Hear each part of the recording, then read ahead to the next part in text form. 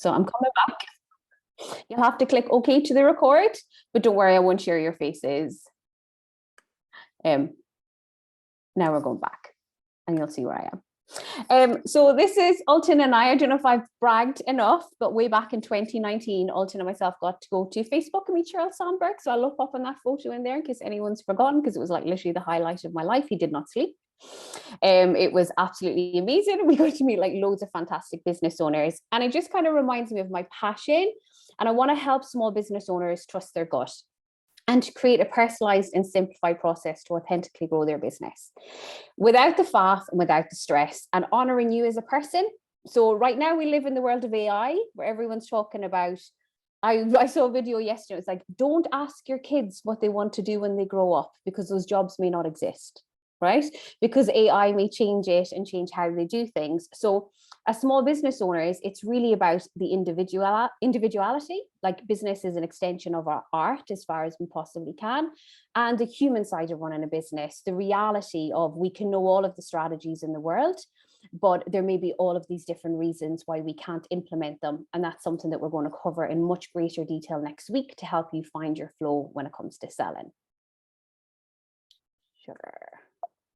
Oh yeah, okay. So the intention behind today's training is to empower small businesses to simplify their sales process. And it's really about to help you understand what selling is and how it works for you. So you're going to be thinking throughout this, well, I hope you're going to be thinking, it's how we usually work, is what does that mean for me? Okay, so what does that mean for me as small business owners? What does selling mean for me? So you're going to take on board what works and you're going to ignore what doesn't. And really keep asking that question. What does it mean for me? What does it mean for me? Oh, sorry, whoever's just come on, would you mind clicking on to mute, because I cannot do that. So in today's presentation, and we are going to come back and we are going to talk and we are going to have conversations about this, but we're going to be learning and unlearning things. There's going to be things that you've learned that you thought you had to do that may not feel right for you. And we're going to hopefully learn new things. They're not going to be dramatically new because the world of sales has not changed that much. But I'm hoping if we can look at things through slightly different lens and through more of a lens of we're humans. The people that are buying from us are humans, and how we get that conversation back and how we speak to people in a more authentic way. Again, I cannot stress this enough. If I say something and you think that is absolute horse milk, feel free to ignore it. Do not implement something just because I say it. I want you to question and think, well, what does that mean for me, and how you can implement that. And with that, I don't come here as an expert saying, I know everything, you have to do it.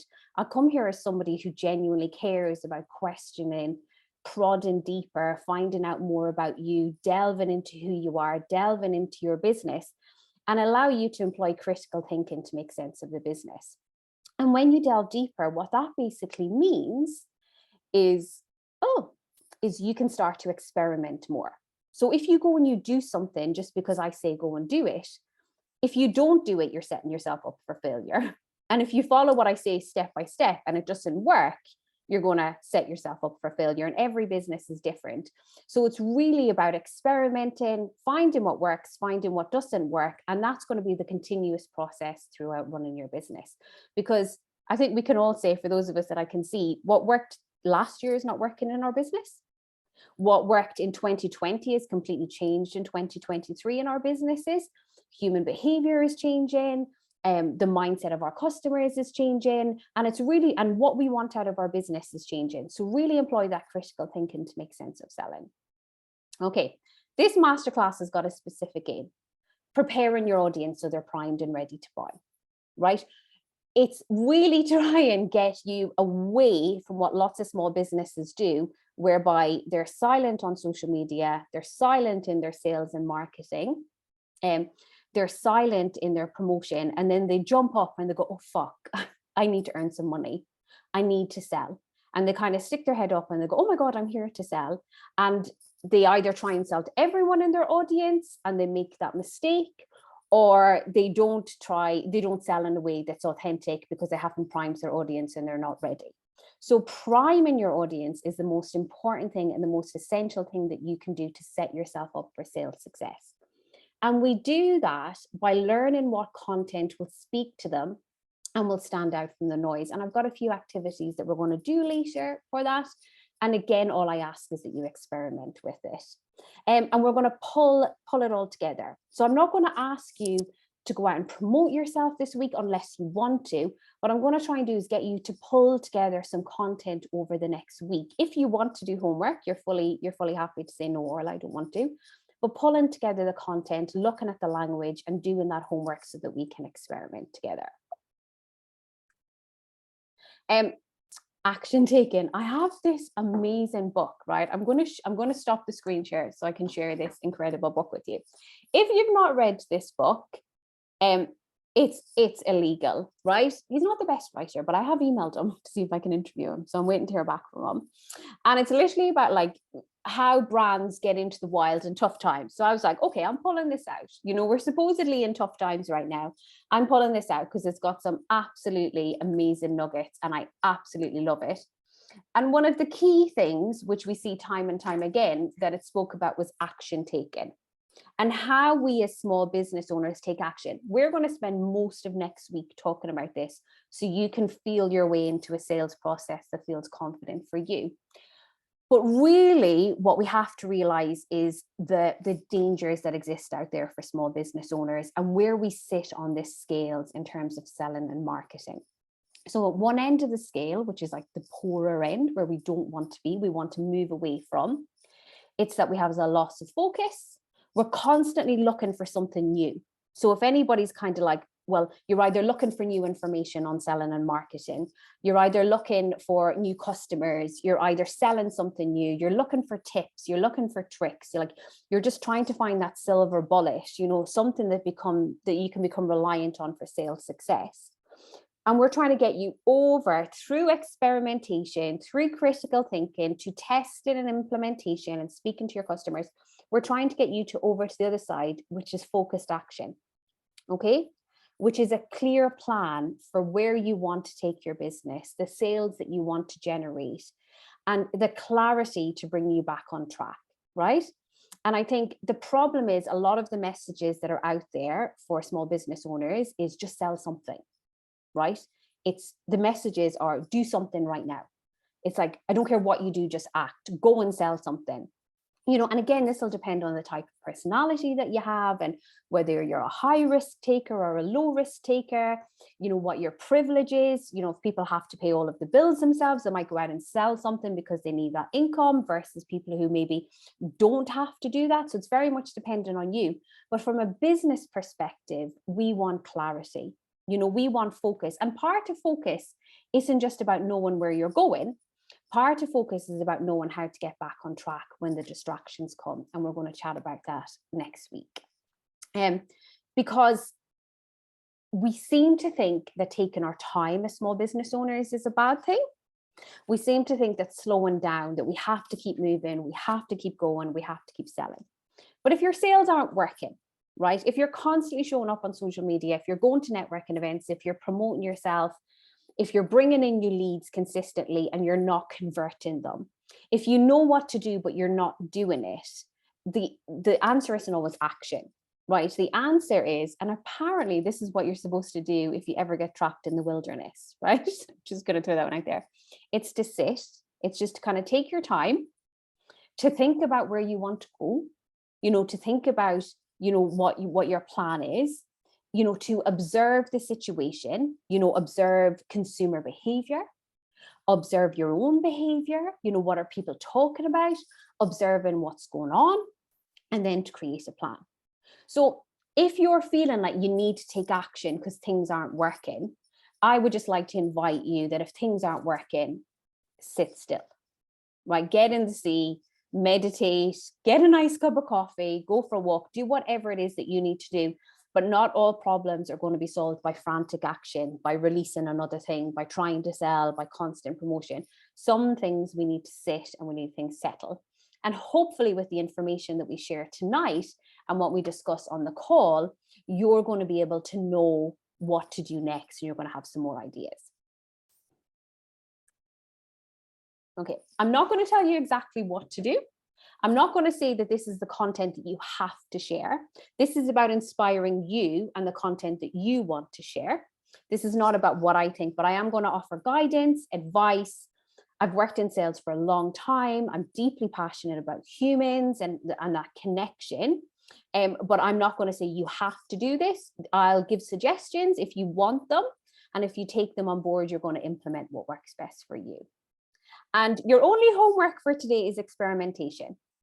To commit to the process of sales experimentation going forward, to commit to the process of communication experimentation going forward. And I think experimentation is a fantastic word, because how many times, actually, I'm going to stop the screen for a second. How many times, if you feel comfortable raising your hand, how many times have you been tempted to say, I tried that and it didn't work? Can't just be me. It can be with a diet, it can be with a relationship where you go, okay, I tried that and it didn't work. Experimentation is the antidote to that, right? So if you say, well, I experimented with it, this worked, this didn't work, I tried a different thing, I tried a new thing, well, then hopefully with the experimentation, you can then feel into what works best for you, right? So going forward, you're experimenting with sales, because sales is ever evolving. Consumer behavior is ever evolving, especially when you think about what's happened over the past 3 years. Like we went from, okay, so this is just in the past 3 years, right? The first 6 weeks of lockdown, the average UK person spent over £700 on frivolous expenditure. Okay, the average UK person, right? So that was with, all of the money that was coming people's way that we're now paying back. Since the beginning of the year, 2/3 of people have reported that they are reducing non-essential expenditure. Okay, so you could have mastered sales in 2020 and it's not going to work for you right now. So if we commit to the constant process of experimenting and the constant process of feeling into things, that we can make a huge difference. Right, we're coming back in. So what is simple selling? Simple selling is what I love, right? And it exists at the intersection between who you are and how you sell. Okay, so this pink is you. So it's you, it's your trauma, it's your privilege, it's your busy lifestyle, it's what you've got going on, it's your goals, it's how you take risks, it's your priorities, it's how you do the art of selling. It's how you do the art of running your business versus the tangible skills involved in selling what you offer, right? Versus knowing how to communicate, knowing how to pitch your offer. And what we really want to do is we want to build a relationship between who you are and the skills that you need to sell, right? And we want to experiment so that we can strengthen that relationship. Because if I give you, how many times have people done a course where they got a list of, what is 10 days to 10K challenges? Who's seen those? And you do 10 days and they list out all these things and you're like, fuck, that's not going to happen. Because they don't put in what's the privilege for people, how do they feel about taking goals, what's the support there. So we really want to do both of those so we can honor the fact that you're a human and that some days you're going to feel like selling loads and you're going to feel like showing up in your business loads, and some weeks you might not be able to. There might be mental health, there might be family responsibilities, and you might not be able to. But what we want to do is we always want to have a benchmark that we can come back to, that you can say, okay, this is what I come back to. This is where I know, and we'll start that experiment process again. So it's divided into selling, sales process and best practices, standing out from the crowd and speaking to those in your audience who are ready to buy. And you cultivating a healthy relationship with yourself so you can sell whilst navigating low energy. I wanted to crash today. I was like, oh my God, mental illness. We live in a world where there is a mental health pandemic and nobody ever talks about it, because if you mention it, you're told you've got a problem with your mindset. And you're told, okay, do this course on your mindset. Visibility, we constantly tell people to be more visible in their business, but we don't consider, do they feel safe to do so? Are they going through it? Like when I went through my breakup, I did not want to be seen in my business. I didn't want to do lives. I didn't want to do anything. I was like, I'm going through a really shit time. But then people are like, here's my challenge to be more visible. And whether you operate high energy, lots of people sell high energy and they go, oh my God, I've got loads of high energy, come and sell. What about the people who have lower energy when they sell? And trauma. And I am not a therapist. I am a certified coach, but I work alongside lots of amazing therapists because this part of your business is absolutely essential for you to implement it. So we're going to be looking at both of these. And this week, we're going to be looking at these processes. So a bit of a longer introduction than I thought I was going to have. But really what I wanted to get the point across was sales is changing. It's very much dependent on you sharpening your skills, by you experimenting, by you taking those chances alongside who you are as a person, what's going on in your life, the ever-changing, ever-evolving person that you are, and how we cultivate a healthy relationship between the both. So my question for you is, it's just one to ponder. You don't have to share it in the chat. You don't have to share anything that you don't want to. But what do you struggle with most when it comes to selling? Right? Is it the skills? Is it, well, actually, I'm quite self-disciplined. I know how to show up, but I just don't know what to say. Right? I don't know how to pitch. I don't know how to ask for the sale. I don't know what content converts. I don't know any of these things. We're going to cover these things tonight, and you do know. Or is it that actually, hang on a second, I know all of these things. I've been to 101 courses.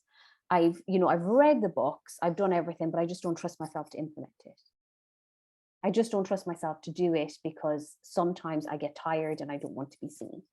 Sometimes I doubt myself and I don't want to promote myself. Or is it a balance between the two? For me, I would probably say it's more number two. Sometimes I'm like, fuck this. I do not want anyone to see my face. I don't even want them to know me. I'm going to hide. And that's where I'm kind of like, well, actually getting back in the sea really helps with that. Learning who I am as a person really helps with that. Having amazing friends, having the epic call every Thursday really helps with that. But this self-awareness is going to help you be more discerning and be a better critical thinker when it comes to sales. Much going to help you, because if somebody comes out with some nonsense about join this course for 5K in 5 days, and you're like, brilliant, I'm ready to do that because I trust myself to take action, you're going to do it. Whereas if somebody comes out with it and you're like, I'm not going to take action, you'll then focus on something that's going to be more supportive for you and selling in your business. Okay. I'll move quickly through this. We are facing unique challenges right now. And I think the main thing that we're facing is the ever-changing external environment that we're operating in. But I don't need to tell you that because you're living in it day after day after day. But the key thing to do is the experimenting is the best thing to overcome that. Right. I'd really like to get really excited. And I am going to stop the screen share for a minute. And if anybody feels like sharing, I want to ask you, what's the best that could happen? Right? So it is harder for people right now. That's the news that we're always hearing.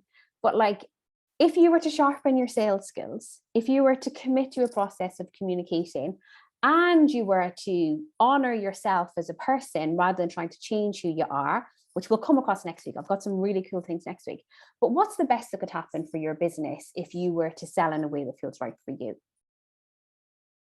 No pressure. More clients. Yay, I love that. And what would you do with the more clients, Ruth? How would that impact your life? Well, I got a new client last week, so yay. So that was great. And Fucking brilliant. It's honestly sent me off in a little happy world for most of this week.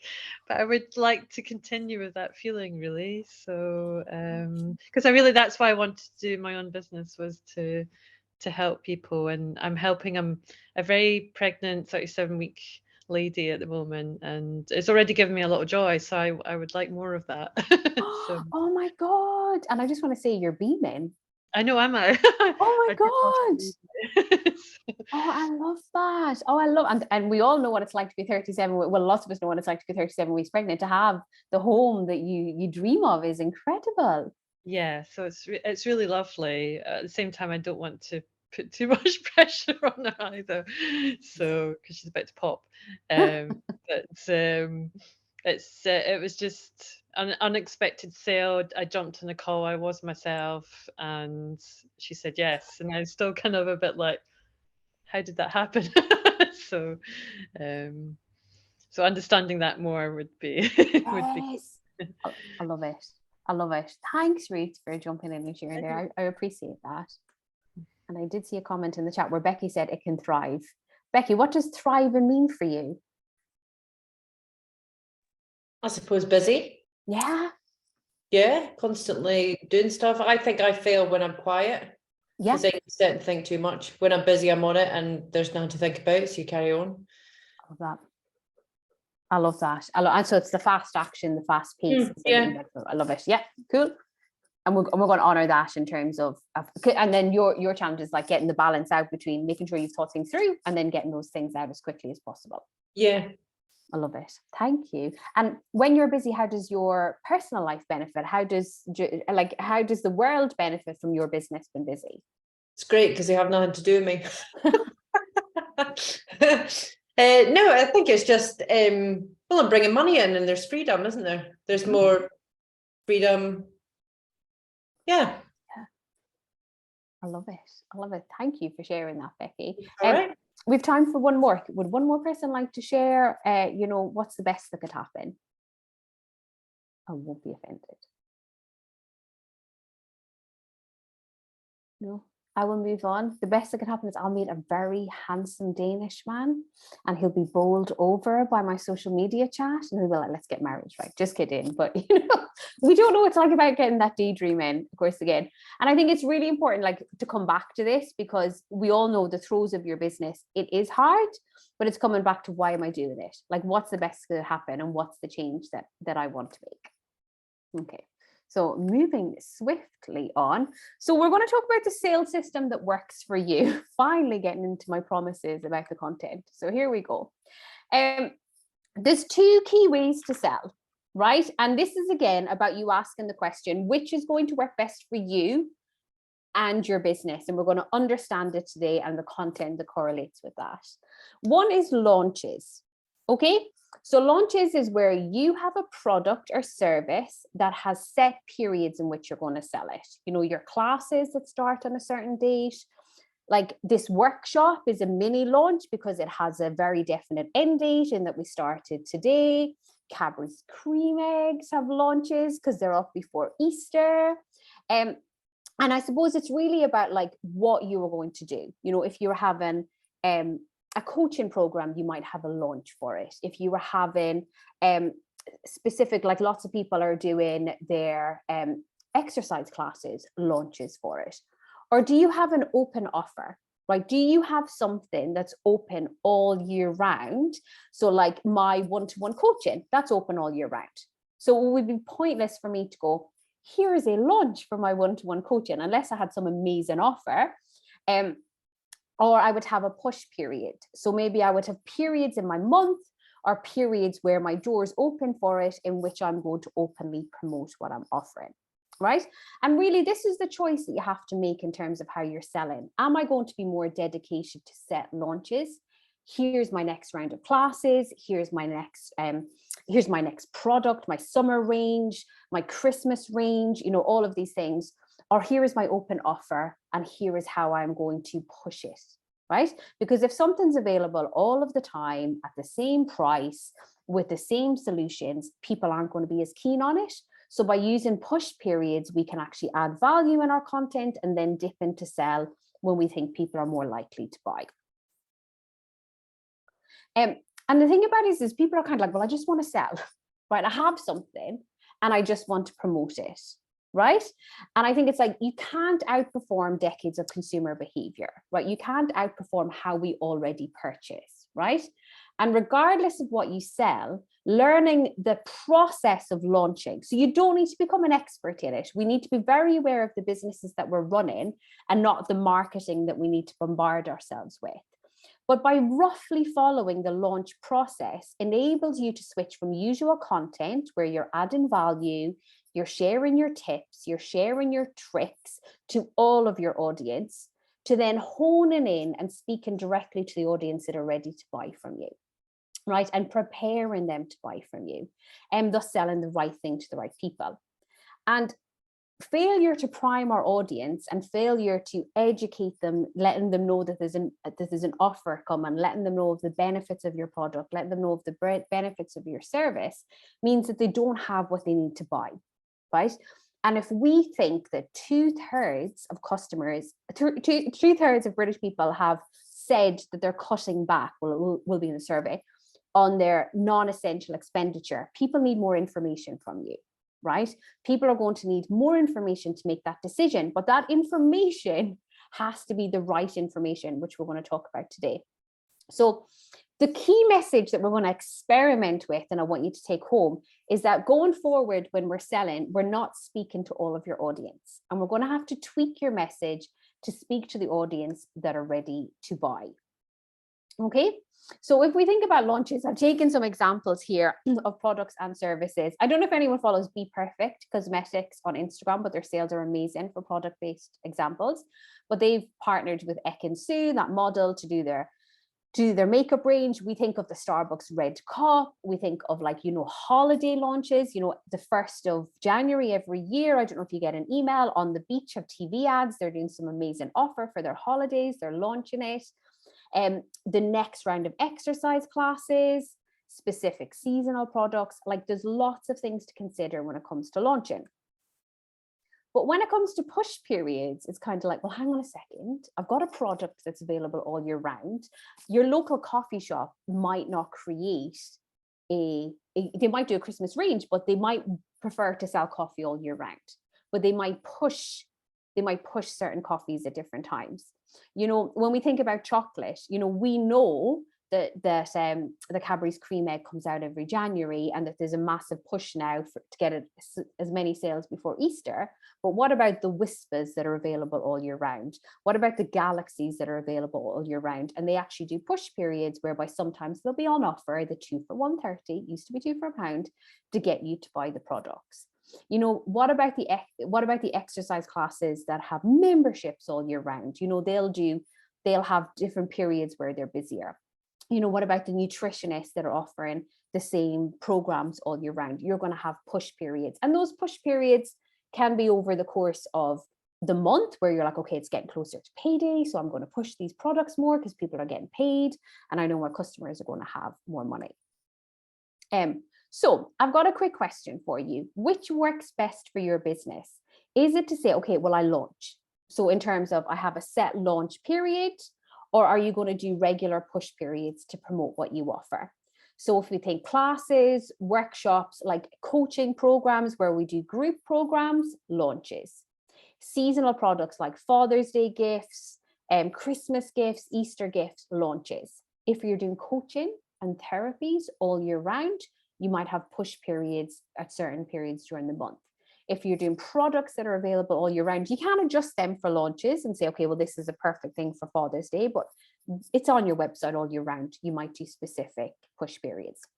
So I'm just going to stop the share for a second. Did I stop the share? Does this make sense to everyone? And would everyone mind sharing which is going to be better for them, to have specific launches or to say, well, I push this at certain times? Push periods for Nick. Perfect. Nick's a coach, so yeah, it makes total sense. But you'll do launches for your events. Yeah. Perfect. Push periods for Rosalind. Thank you. You've got the same service available. Brilliant. Mix of both for Rachel, mostly push. Thank you. Push for me, but launches for my workshops. Thanks, Ruth. Push periods, seasonal new products launches, but otherwise push periods. So you see how when people come out with like launch challenges, launch marketing advice, all of these excess things, you can then employ your critical thinking and say, that's not for me right now. You know, you can turn away from being bombarded with that information. But what it does mean is that we need to make sure that we get your timings right, which we will next week when we dissect the push periods and the launches.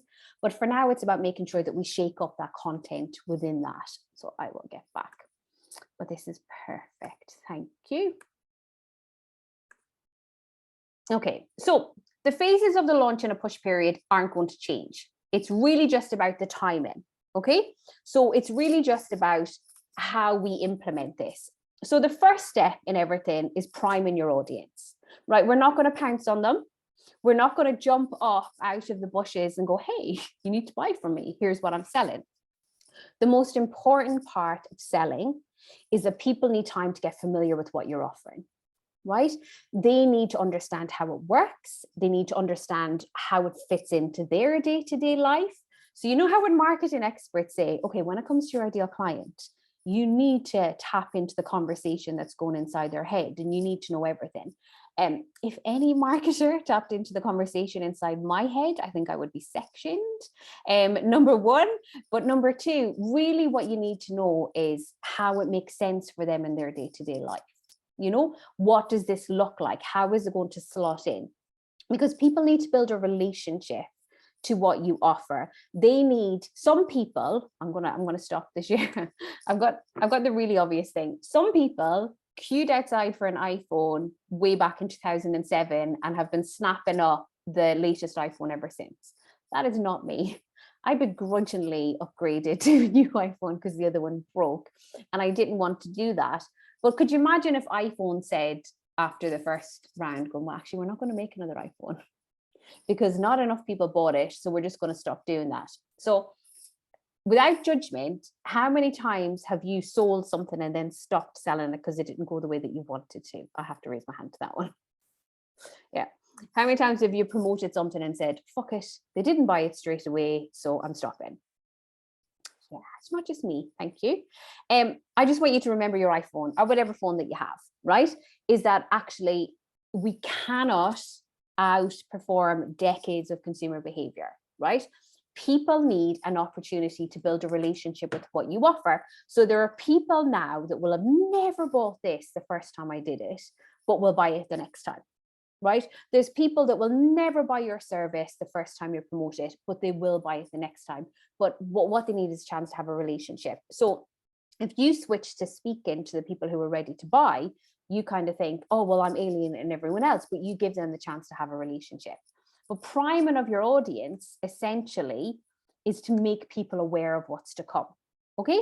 And then we're going to have to ask for the sale, right? At some stage, we're going to have to ask for the sale. And I think, again, lots of small business owners, they just go, I think you need to buy this, you know, rather than priming their audience, they jump straight in with a call to action and go, buy this. Here's what you need to buy, because we've been trained on that, you know, just go and ask somebody for the sale. And it's like prime people, you know, get their emotions going, really speak to them. And we'll discuss all of this tonight and then ask for the sale. And then what we want is ethical urgency. Right? One of the fundamentals of human behavior is that people will only take action when there's a reason for them to do so. Right? That's why early birds work. That's why accountants hate us all in January. Does everyone's accountant avoid them in January? Because they're like, how the fuck is she submitting her taxes now? She's had 10 months. And I did research and it's like literally like there was still like about like a couple of 100,000 outstanding at the end of January to submit their taxes.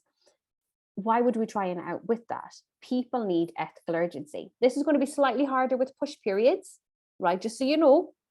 So we are going to think, okay, what are you going to bring into that? What bonuses can you bring in? What add-ons can you bring in? I'm not suggesting that anyone reduces their prices, but what can you bring in for the ethical urgency for push periods? So have a think about that over the next week for all of you who said push periods, like look online, see what's happening and what works for you. But like, how simple would this be if we could just embrace sales where we're kind of like, okay, I'm priming my audience, the audience that I already have, I'm selling to them, and I'm using ethical urgency. So I'm following up, I'm reminding people that I'm here. I'm not selling and then thinking, oh my God, they are going to remember me.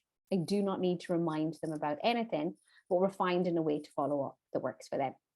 Now, you might be thinking, Orla, you've missed out bringing in quality leads here. You've missed out that I need to bring new people into my business. I would say if you have an audience and you're not converting them, try this for a while before you bring in new leads, okay? And the reason that you do that is, what is the point in bringing new people into the business if you've not mastered the art of converting the people that are already there?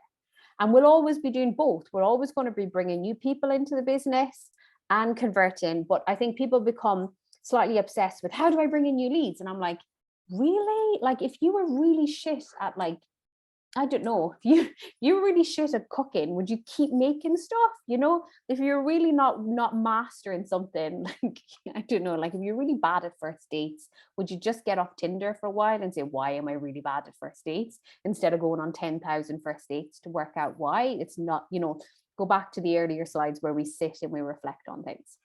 Okay. So, oh yeah, I didn't know what I was going to say with this slide. And it's really important to remember who we're speaking to. When I got engaged way back in 2013, we made it to page number 10 of the Times of Malta, which is really, really quite random. We got engaged in Malta Airport, failed engagement. I'm just going to throw that in there for anyone who thinks there's a romantic love story here. But we made it onto the Times of Malta, and we made it on to the TV. We got like first class treatment at the airport. We got all of these amazing things. And it was an engagement. And I'm going to stop the screen share for this one. And there was a proposal. So I want you to imagine that who's here has been proposed to? Who here has been proposed to? Yay, Nick's been proposed to. Have I frozen? Some guys frozen. Imagine that you were about to propose to someone and you were like, okay, I'm getting ready to propose to them. And they turned around and they were like, so what are your plans for the future? Or they were like, and do you want to get married? Or they started to ask things like, you know, what do you want to do later on? You'd be kind of like, oh God, I thought they were ready for me to propose. But now I'm getting confused because the conversation's moving back and forth and back and forth. And it's like, if you're going to propose to someone, AKA selling, my analogy's gone a bit off, you're only going to propose to the people who are ready to marry you, right? You're only going to propose to the people that you've been in a relationship that are going to say yes to. And that means you have to have tunnel vision and ignore everyone else.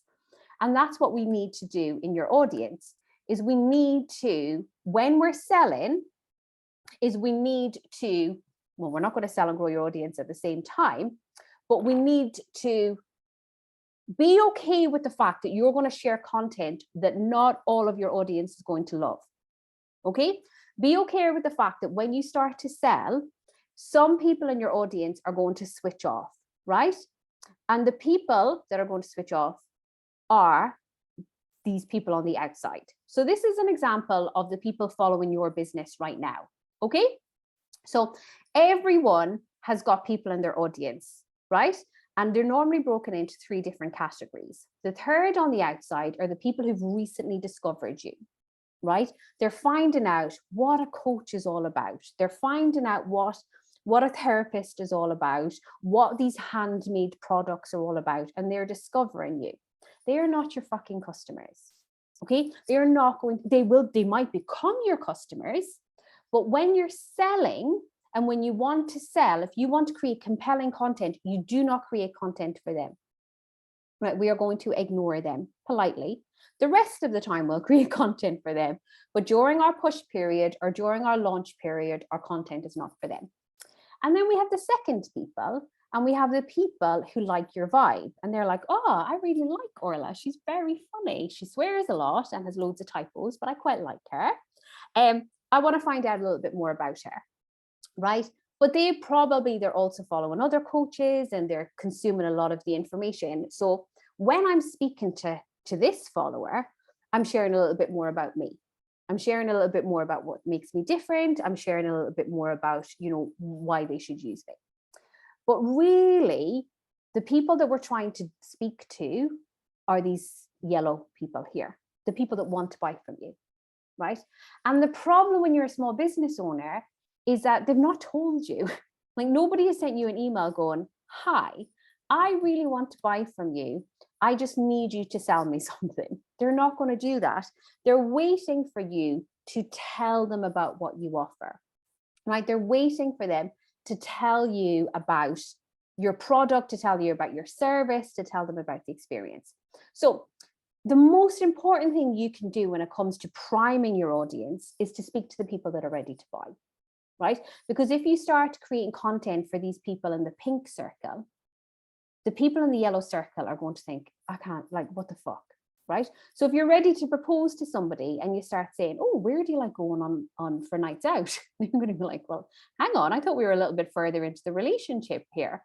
Or if you started sharing content that was like, yeah, I think I'm better than your ex because of this. They're like, well, what's going on? You want to share content specifically for the people that are ready to take it to the next step, right?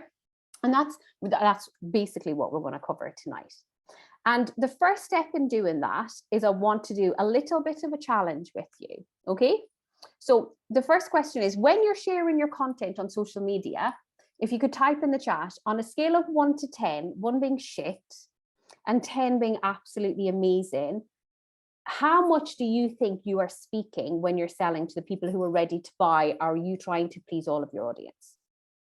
There's no judgment at all, even though I said shit. 3, thank you. All, I suppose, perfect, thanks. There's no judgment, we all do it. 5, thank you, Ruth.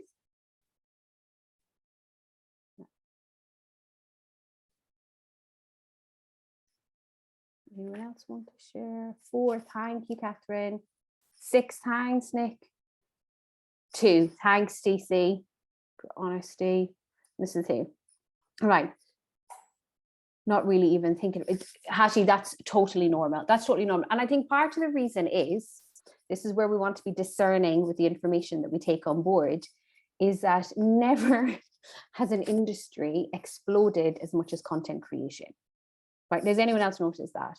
Where it's kind of like you need like it's like, here's the hashtags that you're going wrong with, here's the content that you're going wrong with, here's the information that you're going wrong with, and it's literally you're bombarded. The thing that you have to remember is that there's 3 types of people in your audience, right? When you go out, there's 3 types of people, you know, like look at your Facebook friends, there's 3 types of people, but you always have to speak when you're selling to the people that want to buy from you. Now, it may not be the right time. Just because they want to buy from you doesn't mean that they're going to buy now. You know, I could go today and recommend to every single one of you to get a dry robe for the beach. The dry robe is the best thing you could ever possibly have if you're going swimming. Nobody is rushing in this weather to get a dry robe, even if you want one, right? So the timing that you present things is important, and this is why the experimentation is important. Right, so I have a challenge for you guys that I'd like you to take a little bit of time to do right now. And that's to make a list. Anyone who's starting out, you can just start to know that this is the route we're going down, okay? Is that you make a list of the last 10 people that you've worked with, right? That have signed up for your classes, that have signed up to work with you, that have signed up for your therapies. And I would recommend that you do this activity at least once or twice a year, right? So you make a list of the people, you can just jot down their names, and then the income attached to it, right? How much do they spend with you? You know, do they book on for 1 block of classes? Do they book on for a year? You know, do they sign up for an event? Do they come to one-to-one coaching? Do they buy 1 product from you, or have they bought like 5 or 6? Like, make a list of your most recent clients.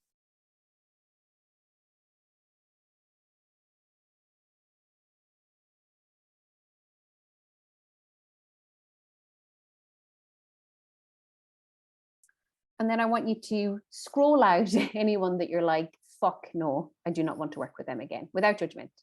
Without judgment, because not everyone is your ideal customer going forward. But some people that were difficult, that your energy was drained, that, you know, you just didn't enjoy. Obviously enjoy working with everyone. Just want to throw that out there.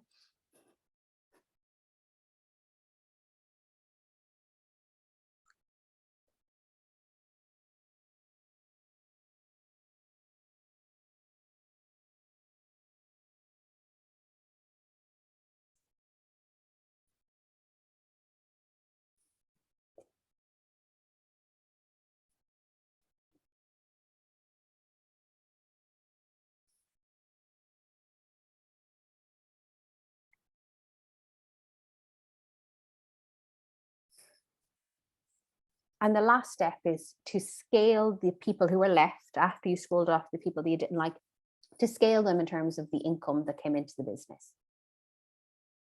So you like these people and they paid you money, right? You know, they invested.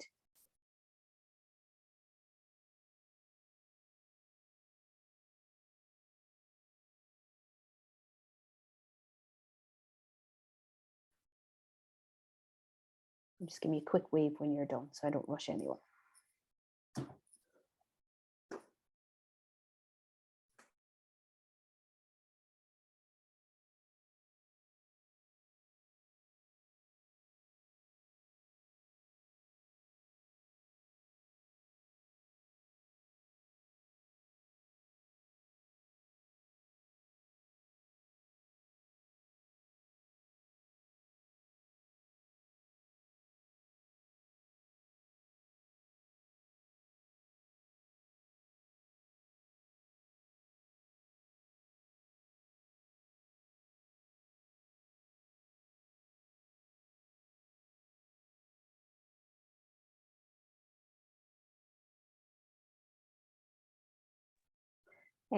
So these are essentially your ideal clients. If you need more time, just let me know. But these are your ideal clients, right? So if you're starting off out in business and you get advice to create an offer that your ideal client will love, I just want to invite you to consider that you do not have enough evidence to do that, right? You don't have enough evidence to do that. People are like, create an irresistible offer, go and sell it, create a product that everyone loves and go and actively promote that. But until you have evidence, until you've worked with enough people, I want you to say that I'm still discovering who my ideal client is, right? And then you are experimenting. So you're not writing anyone off. You are experimenting with your ideal client. You're experimenting with your language. You're experimenting. But when you get this advice and people say, right, know your ideal client, where they went to uni, what they had for dinner, how many relationships they had. And it's like, why do I need to know that? Because I can sell you a course on that. And it will take ages for you to do. And then what happens then is we completely become obsessed with this customer outside of ourselves. Who is it? Who is it? Who is it? Because the people who have worked with more than 10 people that have this evidence, is your sales content speaking to your ideal client as we speak right now? Just pop in the chat. And there's no judgment, because remember, where there's confusion, there's profit. Becky, yes, that's the best thing I've read.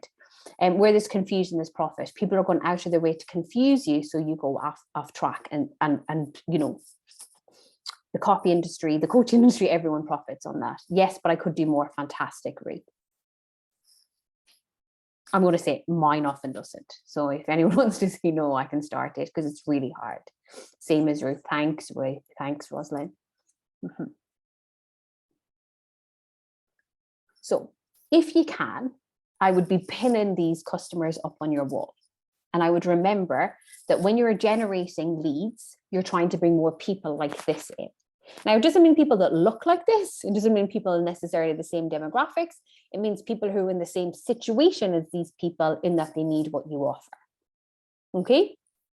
But going forward, when we're selling, our temp check to recalibrate our content is going, am I speaking to them? Am I speaking to them at the right time?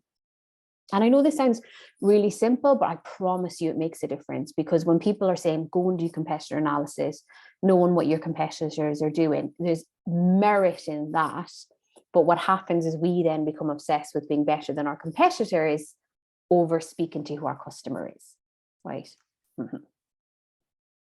Does this make sense for everyone? Has anyone got any questions? No, good. We will head back.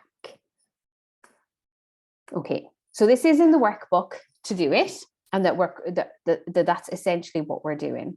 Okay, hang on, I just want to see. And again, this is what we're thinking. When we're selling, we're only speaking to the people in the yellow box, right? And I want to describe weeding out the people who are in the yellow box, or getting to the people in the yellow box, is just like a girls' night out, right? So the pink people represent all of your Facebook friends, right? Including those hen dos that you went to back in 2005, that I meant to say 2015. I'm not that old. Like 2015, 2016. I don't know if anyone still friends with all of the people that went to hen dos on. And then, you've got people on your list that are the genuine friends. And then you've got people on the list that are those that you go on a night out with, right? So if I was to create a content for all of these people, I would be like, hello, Mary, that I met 8 years ago, how are you? I'd be getting back to her. If I started to speak to her the same way I would speak to Shayna about a night out, my best friend in Sweden, it would be two completely different conversations. So we're always speaking to this. And what this can look like in your business is a lot of the pink posts are intro posts. Intro posts are not sales posts. Hi, I've had lots of new followers. I just thought I'd reintroduce myself. Can you imagine how fucking boring that is for the yellow person who's been following you for ages and wants you to sell to them? I'm not discounting those intro posts, and you will see me do them, but I won't be doing them when I'm trying to sell. It's top tips. Here's 5 reasons why you need a coach. Here's 5 ways this product is amazing. Here's why you need a new water bottle. 5 reasons a water bottle is amazing. Broader product and business details about what you do. So we live in a world where it's like share tips, share tricks, add value. that value is only speaking to the people in the pink circle.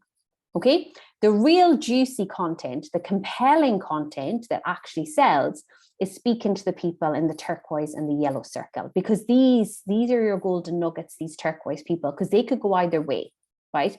They could go back to the pink if you continue to share content like this, or they can come into the yellow if you start to actually share content that sells. So in the turquoise, it's the deeper insight into who you are, where you start to share your opinions on things. You know, this is why this product is amazing. You know, this is why I created it. Oh, a typo, didn't think I'd have one of those. Burp. Where you start to share more information about what you feel about therapies, what you feel about classes, the different things that are behind the scenes. And when you're sharing the yellow, you are specifically talking about your solution, right? When you're speaking to the yellow, when you're speaking to the selling, you are not going to share a top tip. So an example would be from a business coach, right? Here are 5 reasons why you need a business coach, right? If you need a business coach, you already know the reasons why you need one. So I would then turn around and I would say, you know, I would talk more about, here's my coaching service, and here's how I will support someone who has been scorned in the past when it comes to running their business to build a profitable business. You know, you speak directly to that person. And people shy away from that content because they don't want to alienate the pink people. But the danger is that pink circle is only going to get bigger if you don't speak to the yellow people. So for the push periods, for the launch periods, we're only going to share this yellow content, and we're going to create lots of that tonight. And this is what priming your audience is. Priming your audience is essentially sharing the right message for the right people. That's priming your audience. That's getting them ready. That's letting them know. And then the next question is, what is the content that you are going to share to the people in that yellow circle? And it's basically exploring, what does success look like for someone who has bought from you, i.e. your product, or worked with you? Okay. I'm going to share a very random example. I went into the farm shop today on the way home and I bought a can of Prime. Right, I will not drink it. Rest, Nikki, do not have a heart attack. But I didn't know Prime did an energy drink. But I do know that if I bring a bottle of Prime to the park, my 9-year-old niece, who is growing out of caring about her auntie, will love me. Right? She absolutely loves me. If I bring her Prime, if I bring her Starbucks, my sister hates me. I just want to throw that one out there. If I bring her Prime or if I bring her Starbucks, success to me is that I've impressed my niece. Right? That's what success is to me. And Prime fucking know that, by the way. Prime absolutely know that. Right? I have another example. I'm just like reading things, like a gluten-free vegan brownie. Okay. Success to me, to get one of these brownies, is that you feel like everyone else, right? You're getting a sweet treat, you know, you're getting to enjoy that, right? So I want you to take some time right now. So after people have purchased from you, right? Not what success looks like in terms of, you know, dairy-free ingredients. If I'm buying a gluten-free, if I'm looking for gluten-free and dairy-free food, I know it's dairy-free. That's not success. Success is me enjoying it. It's like the next level. So when people buy your product or experience your service, so they've already purchased from you, what does success look like for them?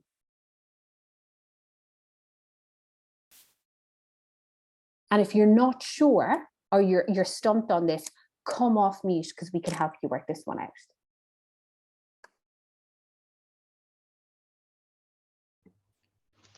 I think for me, already what I'm noticing success might be is that the lady said to me that she doesn't have headspace, which is understandable. She's got 1 under 2 and she's about to pop.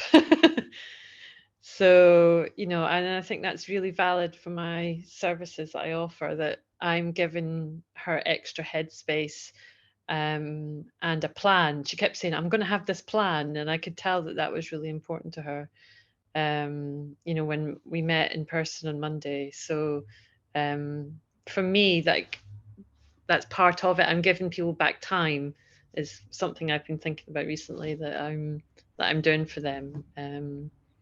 If that makes sense. I think you're on mute. Not for long, thank you. Everyone else will, oh my God, she's stopped talking. Thank you for sharing that. Who else would like to share after they've purchased? So this isn't, after they've bought from you, what does success look? So again, Ruth, I would challenge you to go then with that space, like with what you're doing, what's the next step in success as well? So I think that's where I'm struggling a bit early. So the training side of my business, the dog training side, is really, really good, really profitable, fantastic. And obviously when people work with me, they have a better relationship with their dog, responds better to them, the dog is more of a family pet, all that stuff. But it's the online shop that I've started to go alongside the business. And that's where I'm drawing a blank, because I just feel that's where my strength isn't at. And that's what I'm trying to build on. And what's for sale in the online shop?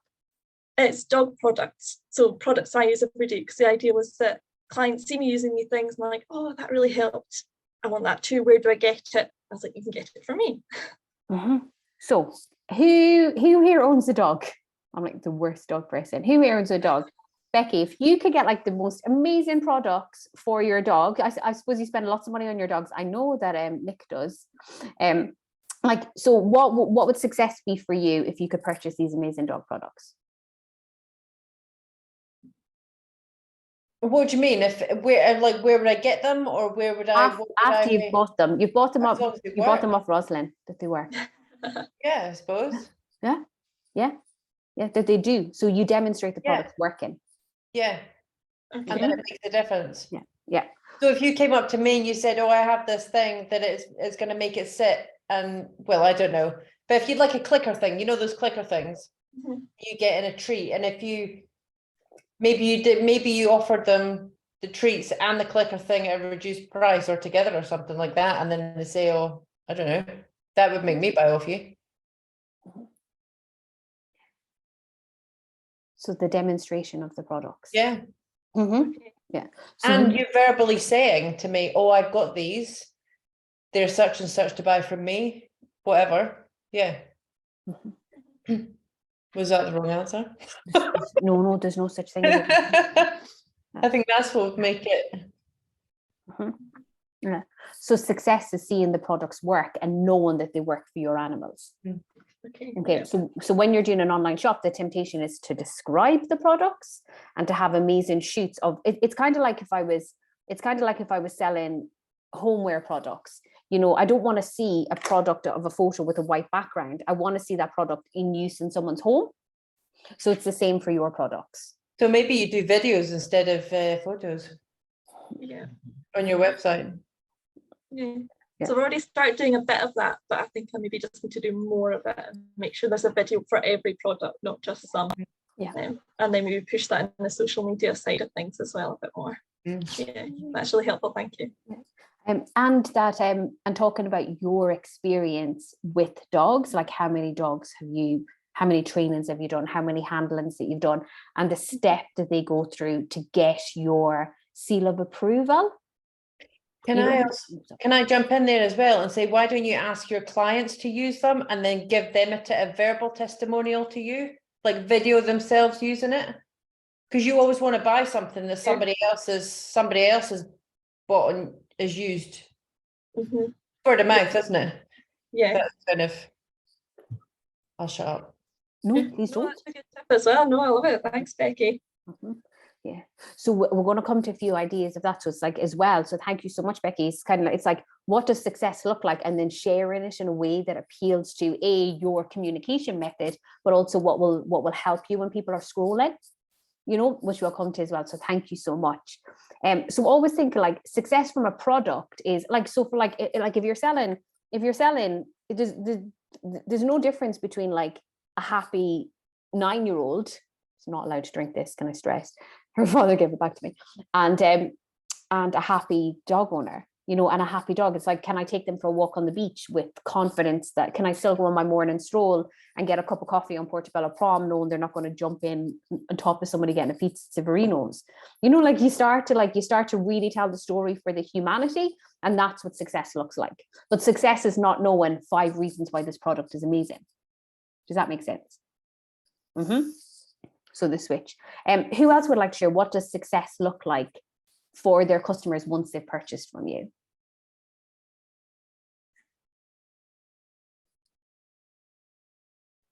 Just come off mute. Oh, Stacey. Hi. So I have written feeling like they can handle anything life throws at them. So I'm a life coach, and a lot of the women that start feel like they're just so foggy. They gain clarity, but it's so much more. It's this like inner belief that, you know, because like you're saying, Orla, like you can't give them a step by step because things are going to come out left field that are going to, you know, you can't prepare for every eventuality. So they have this feeling like no matter what happens, they can handle it. They can handle it. So I'm just listening to Rosalind as well, thinking how I'm struggling with the next step. Like, how can I present that to potential clients? I don't know if I maybe think of specific scenarios like that might derail someone, might reduce their. Stacey, we've lost John. It's not just me, no.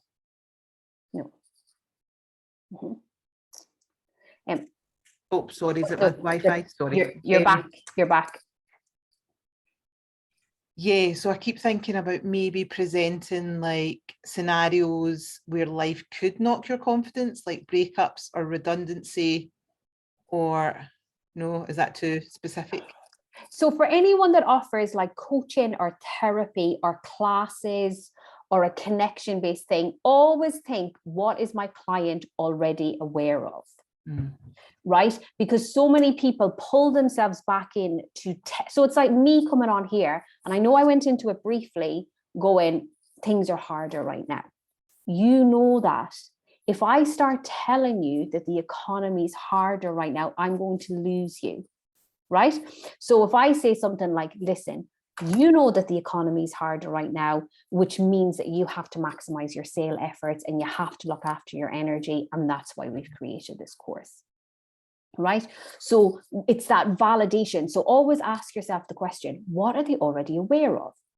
You know, and it's the same for product-based businesses as well. Because, you know, if somebody says, people are always saying, oh, get photographs to capture memories. I know I need to capture memories, right? I know that. So telling me that doesn't tell me anything different. But if we can just say like, listen, you know, you need to capture memories. The problem is you're so busy creating them that for me to ask you to take 3 hours out of your day, it's just not going to work. And that's why we have A, B, and C. Does that make sense? So you stand out from the competition more, and you stop the scroll more when you actually think, my consumer has a fucking university in their pocket. If they want to find out anything by tomorrow, they can find it out on their phone. The idea that they've not researched this is just off the charts. So don't tell them that, to say, hey, you know that you're going to get thrown off in life. The problem is that you're doing X, Y, and Z after that happens. Does that make sense, Stacey? Is that helpful? I think so, yeah. Yeah. So it's like saying to somebody going on holiday to an all-you-can-eat is it's like turning around and saying, here's how to stop overeating at an all-you-can-eat holiday. Think, fuck off. You know, that's why people are paying. But you might turn around and you say, listen, you know you're going to eat it, you know you're going to overeat at an all-you-can-eat holiday. Here's a way to be more compassionate with yourself so you don't beat yourself up out from enjoying your family time. Much more of a human approach, you know, but again, always relate it back to that person, you know. And it's like for class-based businesses, for anything like that, I see a lot of people and they're like, oh, you need to build a deeper connection. I'm such a stickler for language, right? And they say, oh, you need to build a deeper connection with your child, right? I have one arm that's got much stronger muscles from cuddling Ulton to sleep than the other arm. So if somebody says I need to have more connection with my child, I'm like, I'll lose the arm. Like it's going to fall off at some stage. I'm going to do some. So it's then you kind of ask yourself, what do you really mean? You know, what are you really trying to say? And when you start to really speak to people, you're going to stand out from the crowd, because what everyone's trying to do is they're trying to impress their competitors. They're speaking to the people in the bigger circle. Just think about the yellow circle. And that starts with, we'll move on to a few other tricks. I want 3 to 5 things. I want you to list 3 to 5 things that success looks like after someone has purchased from you. And if they're a feeling, that's okay. We can delve into that. It doesn't have to be a tangible result. It can be a feeling, but don't make it a finite feeling. Don't say you're going to feel confident in your body forever, because that's not going to fucking happen, right? Make it something that's like, we're going to increase your confidence in your body and you're going to have a deeper sense of compassion. Make it something that's really, really true, that a human would say to you, not you speaking to something that you learned on a course or you saw the number one on Instagram did. Because remember, we're competing with the AI now, and we can only do that through actually being human. Does this make sense to everyone? Is there anyone that's got a question on this? Come on, Rosalind. Yes, I've got a question. So I think in dog training and dog products, there is a lot of gaps in people's knowledge, like about healthy dog treats, the methods to use, all that stuff. So where does that fit in? Is that the pink circle? Is that the blue circle? So yeah, that's a really good, it can be all 3. So you could turn around and you could do for the larger circle, the pink circle, you could go 5 reasons when you're not in a sales period. You could go 5 reasons why healthy dog treats are a must for your dog. Right? And then in the turquoise circle, you could go my top 5 dog treats. And then in the yellow circle, you could go, here's the reason you need to buy these dog treats for your dog today. Okay. Yes. Same content, but you just speak to different people. Yeah. It's just when you're selling, you're only speaking to the yellow people. So if you then said, if you were trying to sell the dog treats and you had people in your audience that were ready to buy, and you go 5 reasons you need a dog treat, it's like proposing to somebody and treating them like it's a first date. So the knowledge part is sort of the first bit. You're saying this is what you need to know. This is how you do it. Yeah. Okay. Yeah. You can still share that content, just not when you're selling. Yes, that makes sense. Does that make sense? Catherine, Nancy, Nikki, how are you guys getting on? Hattie, Evie, any questions? Just come off mute. We have time. My Wi-Fi's being a wee bit dodgy, and just at the part where you were talking about baby classes and building connection, I lost you a little bit. So we're going to come on to this. We're going to come on when you're discussing success. We're going to come on to the noisometer, and I'm going to show you ways to do this. Is if you want to stand out from the crowd, use the language that people are already using. Okay, so I'll come on to it in the presentation, but like everyone uses the word connection.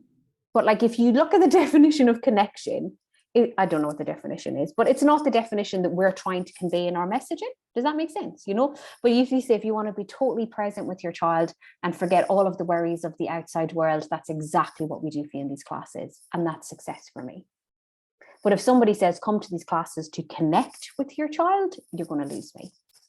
Does that make sense? Is that helpful? Yeah, absolutely. Yeah. But the first step is, and success could be connection. We can come to a different language after that. But the first step for you guys is to have 3 to 5 things, because this is going to be the basis for the priming of our audience. 3 to 5 things that describe what success really looks like for my clients after they've purchased from me. Can I just? Nancy, I'd be mad if you didn't.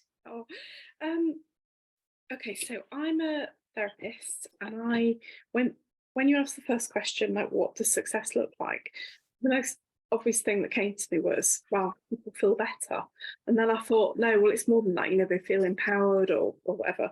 But this question that you've just asked, it looks at it a little bit deeper, because it made me think, well, we can promote the importance of self-care, and everybody knows that, and you can give like 5 tips on self-care, and actually people are quite desensitized to that, and it just pisses them off.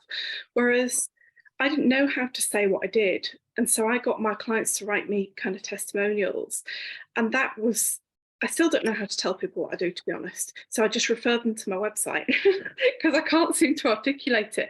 But just now from these questions, I've thought, well, people will know how to sustain the wobbles. So what is realistic is not that you're going to be happy forever. You're not even aiming to be happy forever. It's knowing that actually there are going to be times when we feel utterly like shit. And that's okay, and we can still come out of it. Whereas previously, before the therapy, they'd feel like shit and have to go to bed for 3 days, and lose track of their life or whatever. So that is one benefit. And there's something about a kind of self-compassion with making mistakes. But I would never have thought of and being able to give yourself permission to do these things. It's like incorporating that kind of language. But that wouldn't have been what I would have thought of as selling. I would have thought, well, it's about self-care, being able to listen to what you want or whatever. So I feel like that's transformed a bit, even though I'm not being very clear. No, you are. Is anyone else thinking that Nancy needs to do loads of live videos because her voice is just so soothing? It's like unbelievable. Like unbelievable. But this is why we're here, because we're trying to sell with simplicity, because like Google self-care on Instagram and you will lose the will to live, right? Google Canva hacks, Google anything. And I think the thing is, we are so busy trying to fit in with what we think's out there, because that's all that we're being told, that we forget that, selling is giving people an extension of what the experience is like to work with us. So hopefully by you coming along here today, you would get an extension of what it's like to work with me one-to-one. But Nick will tell you my chat's amazing. But it's like it's like giving people an extension, and you do that by having the courage to just speak to the people in the yellow circle. Yeah, right? what if you don't have an audience? Because I'm aware that I actually haven't got an audience or got any social media presence at all. We will come to that next week. Now, the reason I don't want people to go out and build their audience before they have their message in is because you're going to attract the wrong people, right? So like, and then you say, my message is not set, my messaging is not set in stone. I'm going to consistently experiment with my message. I'm going to consistently evolve. But I think you've hit the nail on the head there. So if we look at the 3 different circles, circle number 1 could be, why self-care is so important. Why self-care is so important to people who are going through a rough time, and then number 2 for the turquoise circle could be, here are my honest thoughts on self-care and why it's a load of nonsense, or why it's been weaponized. But now the yellow circle could be you coming on live and talking me through how I help somebody who is going through mental health challenges embrace self-care. And you talk about your induction period, you talk about the questions that you ask, you give them a brief idea about how you ease into the process, you're not going to bombard people, and you really start to describe the essence of your therapy, as opposed to going 5 reasons why you need self-care, buy this, buy. Does that make sense? It does, and now I need one-to-one coaching. So thank you. Sure. But it's oh, sorry. Or like, can I also say, Nancy, that people are buying you? Yes. And from what you've just sat there and you, as Orla said, you can talk and talk and talk, and we're all listening to you. So if you do live, no, it's true. If you do lives, you are going to get more people because they want to see you and listen to you. Yeah. Okay, I haven't got any presence, but I've always had a really good retention rate. So the people that do come will stay for years. I don't know if that could sound off-putting to some people, but I just don't have any visibility. So, and that's partly because I think I can't communicate ever, clearly. So that's encouraging. Thank you. And you can even break down your content and go, okay, self-care, I'm going to be speaking to 3 different people, but we can start, if you're building your audience, by explaining self-care through your lens. Yeah. Right. But do not go down the route of saying self-care the same way everyone else does. Do not go down the route of explaining photography the way everyone else does. Really get to the essence of, these are the customers that I've worked with. These is what success looks like for them. I'm going to speak to other versions of them in my marketing. I have a phobia against doing competitor analysis, because I think then what happens is our ego takes over and we become more involved about like what's going on, when actually, they have their market, we have ours, and what we need to turn around is we need to look at like, what's the gap in the market. And I can categorically tell you the gap in the market is communication as an art form, right? Communication in terms of actually saying what you really think, and then finding, because you're not going to find tonight or tomorrow or by next week how to do that, but you're going to experiment. And you're never going to say, I did that before and it didn't work. You're going to say, well, I'm actually committed to experimenting with this. And then I'm going to come back and then I'm going to go forward. you know, but we're all in human businesses. So we all have to speak to a human, and a human is is like by their very definition nuanced and changes their mind and wants one thing and just doesn't want it the next, you know. And our marketing isn't going to flip-flop like that. But what our marketing is going to do is acknowledge the fact that, do you know what, you're probably bombarded with all of the mixed information that you're getting on self-care. Let me talk you why that's happening. Let me tell you, and that's the turquoise circle, that's the middle. Let me tell you why that's happening. And then you'd say, here's how my approach to self-care will really help you. Brilliant. You're a genius. Oh, thank you. My ego loves that, I'm not going to lie, but moving on. I'll only feel like a genius if you implement this and you're like, Orla, that was illegal. All right, I'm going to go back and share the screen. We might go a little bit past after 9:30. I'm just giving everyone a warning, but I'm happy to stay on until we get the job done. So don't feel like I'm going to rush, but equally, I am aware that your time is precious. So this is in the workbook, that like, what's the results that they're left with and how do they feel? So this is the basis of our content, right? So those 3 to 5 things is the basis of our content to prime that yellow square, okay? To prime the people who are ready to buy. So we start talking to them. If you don't have an audience just yet, peel your way back to the pink circle. Square is it? Peel your way back to the pink circle. But guys, mental fatigue is real, right? So you can tell me if this is true, Nancy. This book has told me that we have, and this rings true for me, is that we have a finite daily attention span. Okay, so we have a certain amount of ways that we can pay attention, but we have a finite thing. So like people get to the 3 o'clock slump and they get to the 4 o'clock slump and they're like, I can do no more. You know, when our kids come back from parties and they go, I need to decompress. You know, when we get in from work and we're like, I'm fucking done.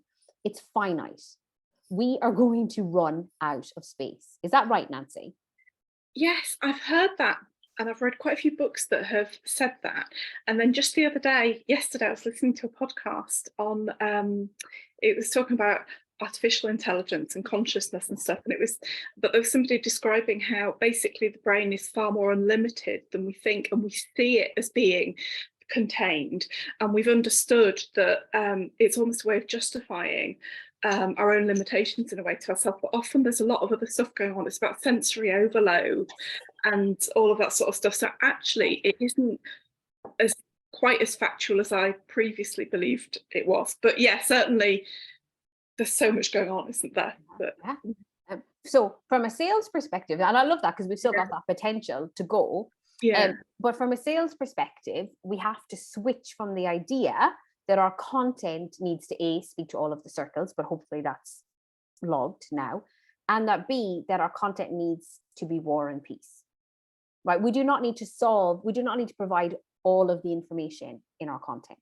We do not need to tell them everything that they need to know, because as soon as somebody opens a post and somebody, like, it's different to telling a story and having an email and engaging the audience.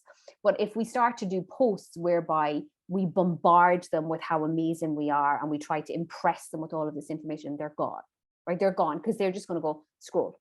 Their brain's going to kick in and they're going to, can't be doing with this, scroll. And I think it's very easy for us to try and impress our audience and go, shit, I've not shared anything in a while. I've not been consistent. I'm going to go and bombard them. Do not do that, right? You know, we have a step, right? The step 1 is identify what success looks like to our customers.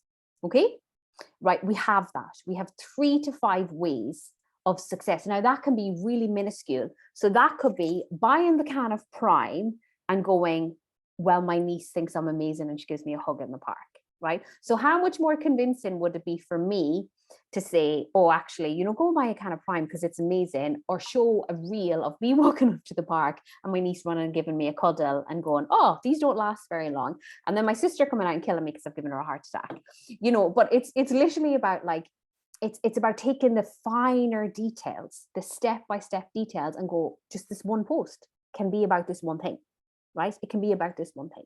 We don't need to give everything. And step 2, which we're going to come to now, is share the success in a way that stands out from the crowd. So we avoid using language that sounds the same. We avoid using graphics that look the same. We avoid sharing information that sounds the same. And step 3, when we are ready to sell, do so by that extension. Okay, so do so by giving them an experience of what it's like to work with us. So what I wanted to remind us of, and I know this mightn't sound amazing. And I'm sorry, as somebody who genuinely cares about small businesses, your business is not unique, right? We live in a world where we're constantly been told that you are unique, therefore your business is unique. Like, you are amazing, you're all of those things are true. You're fucking awesome, but your business is not unique, right? We all operate in markets where there's competition, where people have done it before, where people are doing it better. You are one of many, right? And in order to really have success, it's to remember that our job is to capture our audience's attention, because there are other businesses vying for it. Now, most of them are vying for the attention by trying to impress them. We're going to vie for their attention through clarity. Okay, we're going to vie for attention by dissecting our language, dissecting what we're saying, and making sure, I hope this is the next slide because it'd be really cool, that we do a noisometer, right? So our noisometer that we're going to do right now is we're going to look at what's the language used in your industry, what's the graphics used in your industry, what's the phrases used in your industry that our followers have been conditioned to scroll. Canva hacks, connected when it comes to parents, self-care, creating a space that identifies your style when it comes to interior designers. If I hear another person say, find your style, what the fuck does that mean? Capturing memories when it comes to photography. Like, and I'm not dissing your industries, but if I have seen one person share this, I have seen 100 people share this. Now, you're one of many. So we cannot reinvent the wheel, but what we can do is break down the language and go, well, what am I really trying to say here? When I say self-care, what do I really mean? When I say connection, what do I really mean? When I say capturing memories, what do I really mean? And really dissect that down and start to give yourself different phrases that are going to stand out from the crowd. Okay, so a little bit of a challenge for you. I'm going to give you, feel free to get your phones out. I'm going to give you 5 minutes. I'm going to take a quick bathroom break. And I want you to just search your industry on Instagram or Facebook, right? And I want you to say, well, what are the words that are frequently been used?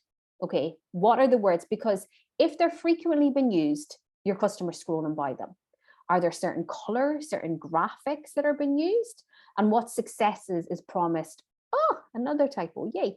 Again, and again, that are not delivered. So, you know, confidence is a word, you know, complete confidence in your body. Fuck off, I'm gone.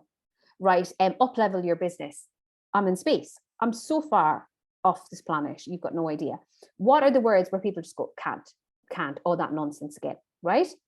And there's no judgment. The reason that we're doing this is because there's different ways of communicating, and you're going to find different ways of sharing this through experimentation that creates that compelling content.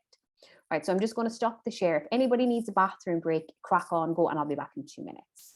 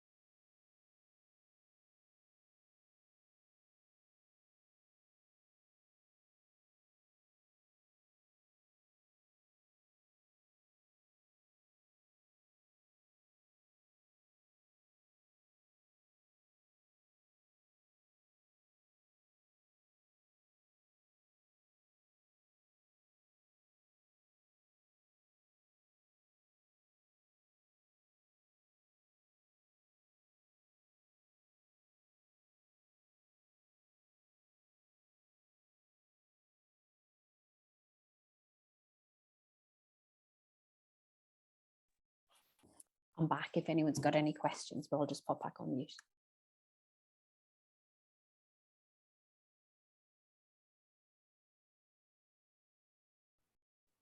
I have a question about this, and it's that a lot of the words, so I don't know what I came up with. I went on Instagram, sorry, I just have to show you this. I went on Instagram and look what's come up. I don't know if you can see it. Sorry, actually, I was looking for the words. And so I came up with, it was just self-care, connection, ADHD, laziness, chronic fatigue, self-criticism, dopamine, that kind of thing. But the thing with that is I think, well, yeah, but those are the words, those are the things that. Yeah. Yeah, and we're not, no, they are the words, but Okay. but they have multiple meanings. So you have to define what that word means in the context of your business. Right? So if we were to take self-criticism, for example, we could ask everyone here, what does self-criticism mean for them? And they might have slightly different meanings. So just go self-criticism, what is it? You know, is it when you're excessively hard on yourself, when you self-sabotage, you know, when you have that inner voice? Just explain it a little bit more. You know, I have ADHD, right? So videos come up for ADHD and I tick every single fucking one and I don't have it. You know, so tell me what ADHD is. Well, I suppose what I wanted to do though was I want to work with people who are undiagnosed ADHD, because well, not even undiagnosed, the symptoms of ADHD are so broad, we can all relate to it a lot of the time, you know, like the tiredness, the overwhelm and all the rest of it. So I don't want to, this is what I'm confused about with a niche is, like that's just speaking to one person to call it an ADHD. Whereas if you're saying, look, do you suffer with tiredness? I don't know what I'm asking, so I'm going to mute myself now. Yeah, no. Sorry. Just do what we said at the beginning of the presentation. Sit with that. Yeah. Go and meditate on it and just turn around and just kind of and think about past clients. You've got a retention there. You know what they're thinking, and just kind of think about, okay, did you ever hear of the saying is like, the thing that you're angry about isn't what made you angry. Right, that was a Ted Lasso thing. It was like, you know, the thing that is angry isn't what made you angry. So it's maybe like, you know, it could be something like, you know, the symptoms that you're experiencing isn't what's causing your problem type thing. So you might need just to investigate that a little bit more and be like, well, what does that mean and how are they coming? Yeah, and I think then the thing about it is you're dealing with a nuance thing where people are self-diagnosing online. So you know, you could turn around and you could do a post on, you know, if we're to speak to the pink audience, you could turn around about the dangers of self-diagnosis and how it's holding you back.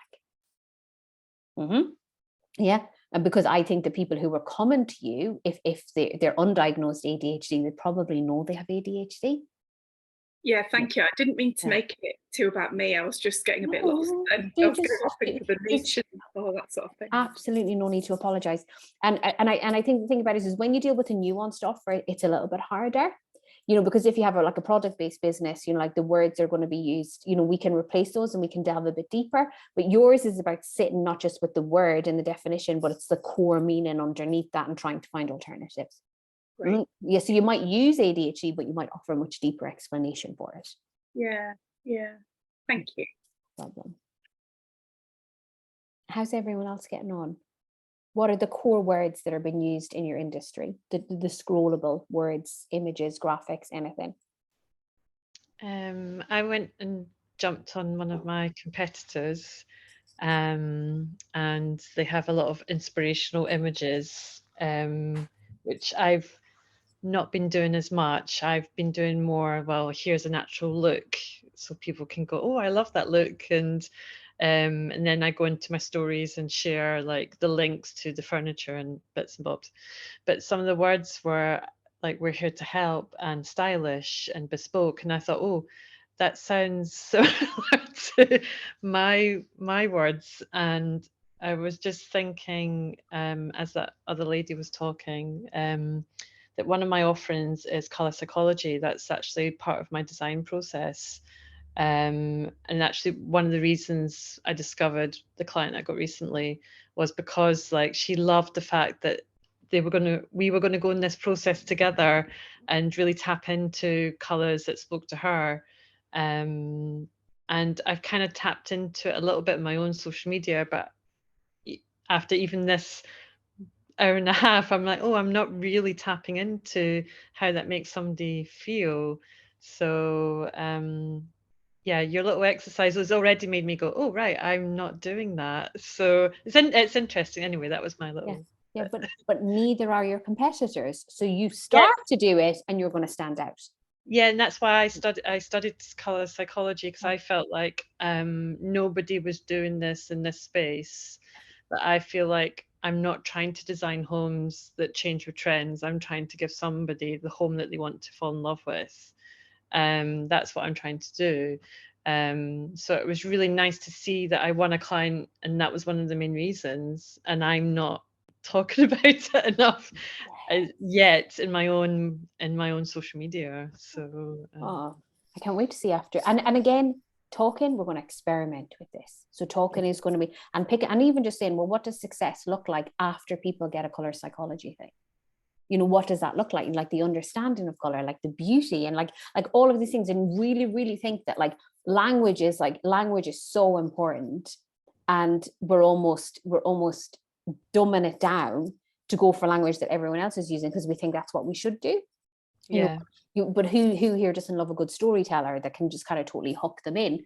But like we are, you know, it's like one of my friends does juice cleanses, and she's like, the protocol. And I'm like, stop using that fucking word, because when you say the protocol, I think of Northern Ireland. Like, I don't think of a juice protocol, you know, like, so it's like something that has multiple meanings. Just give me a little bit more of an explanation for it, you know, something that other people are using. And the same applies for products. You know, when somebody says the perfect gift, why is it the perfect gift? When somebody says something's bespoke, why is it bespoke? Like, what makes it bespoke? When somebody says, you know, like this is ideal, like, why is it ideal? Like, you know, this is not just for service-based businesses, this is for all businesses, you know, because what we're seeing now is this younger generation coming up on TikTok and doing these in-depth descriptions of makeups, and then it's flying off the shelf because they're using languages that we use, and they give us an extension of what it's like to use it. You know, or we're seeing people cooking. I don't know if we can watch any more chicken being like absolutely destroyed, but you know, like it's like, but what happens? I haven't eaten meat since 2011, and I'm there watching people cooking chicken because I feel like I'm in the kitchen. Does that make sense? Like, I'm feeling like, as opposed to somebody describing. So we'll come on to that. Oh, thanks, Nixon. My chat was amazing many minutes ago. But like what we want to know, and I want you to make a list, right? And really, really process on this. If you want to, there's absolutely no obligation for you to do this, but I just have a few examples of what noisy content could look like. So words, I picked connected, aligned, Google aligned, my friends, level up, confident. What do you mean? What are you trying to say? What's the depth behind it? I do this, so there's no judgment. When we do videos and we say just came on to stay, that's noise, because more videos start like that than anything. My client said in a session, I see that come up again. It's noise, A, because it's the most disrespectful thing we can ever share as service-based providers. But B, it's people are like, oh, they scroll by, you know, because it's not about you. Interviews that aren't relevant to selling. So like, if you're selling, I'm not saying it's not relevant the rest of the time, but it's noisy content if you're trying to sell. No introduction or the teaser at the beginning. So we could do something like, you know, it's different if you're doing it. See, if you're doing a live video, you have to think about where the noise exists, right? Because what Instagram will do is it will tell people that you're going live, and it'll try and pull people into the live video. So we kind of fill that space. And what happens is, if somebody's watching that back on repeat, they might have to wait a minute before the content gets good. Now, I'm not for a second saying I do not do this. So this is to me as well.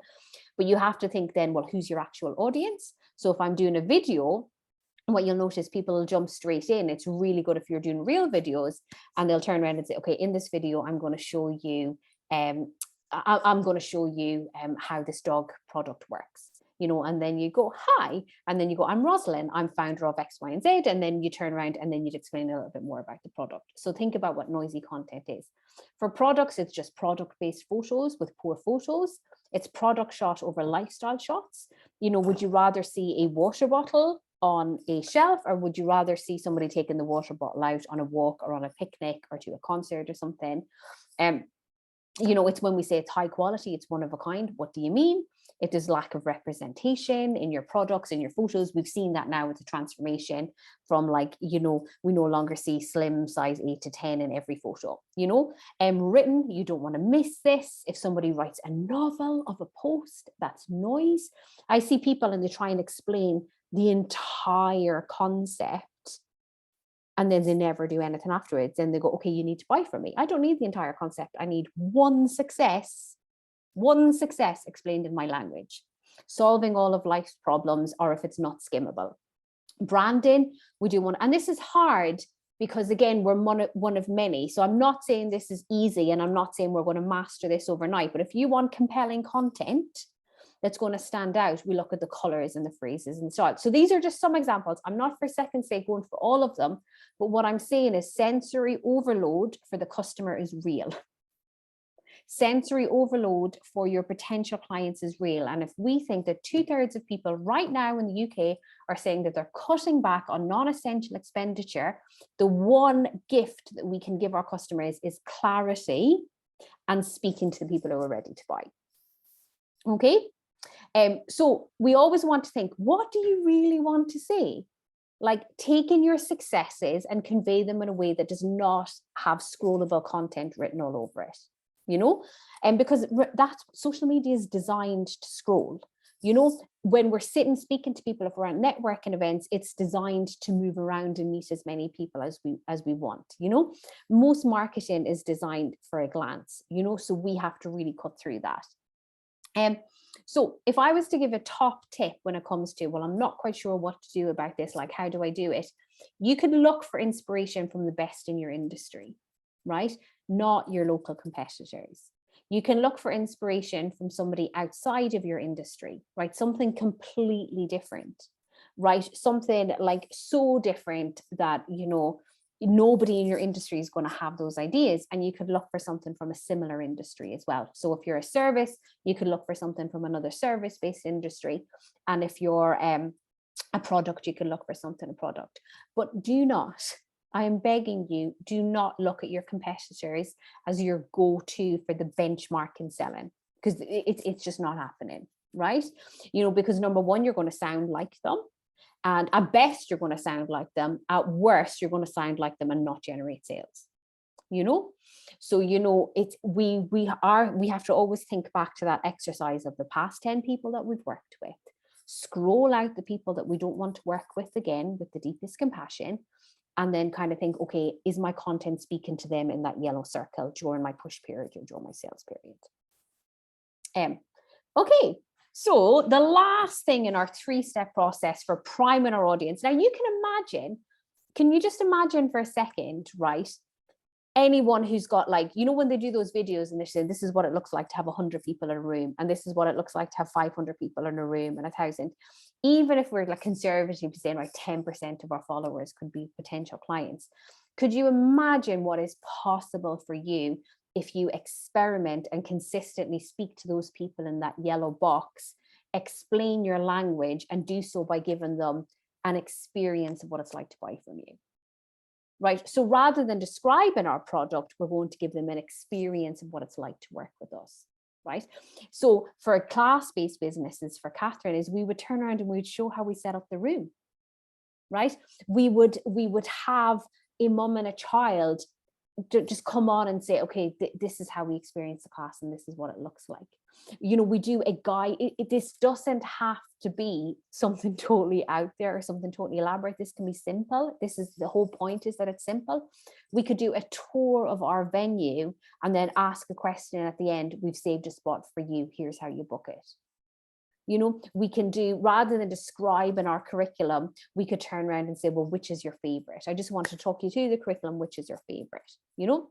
So Selling has to be an extension of our experience. And that's not to say we won't provide top tips. That's not to say we won't explain, you know, a little bit more about who we are and what we do, but we're not doing that when we're selling, right? So selling is always an extension of what it's like to work from us, you know? And that's what we're aiming for. So like products, showing people using the products, different way of using the products. There's so much evidence out there of people doing this really well, primarily on TikTok, unboxing, right? Show me somebody unboxing it, you know?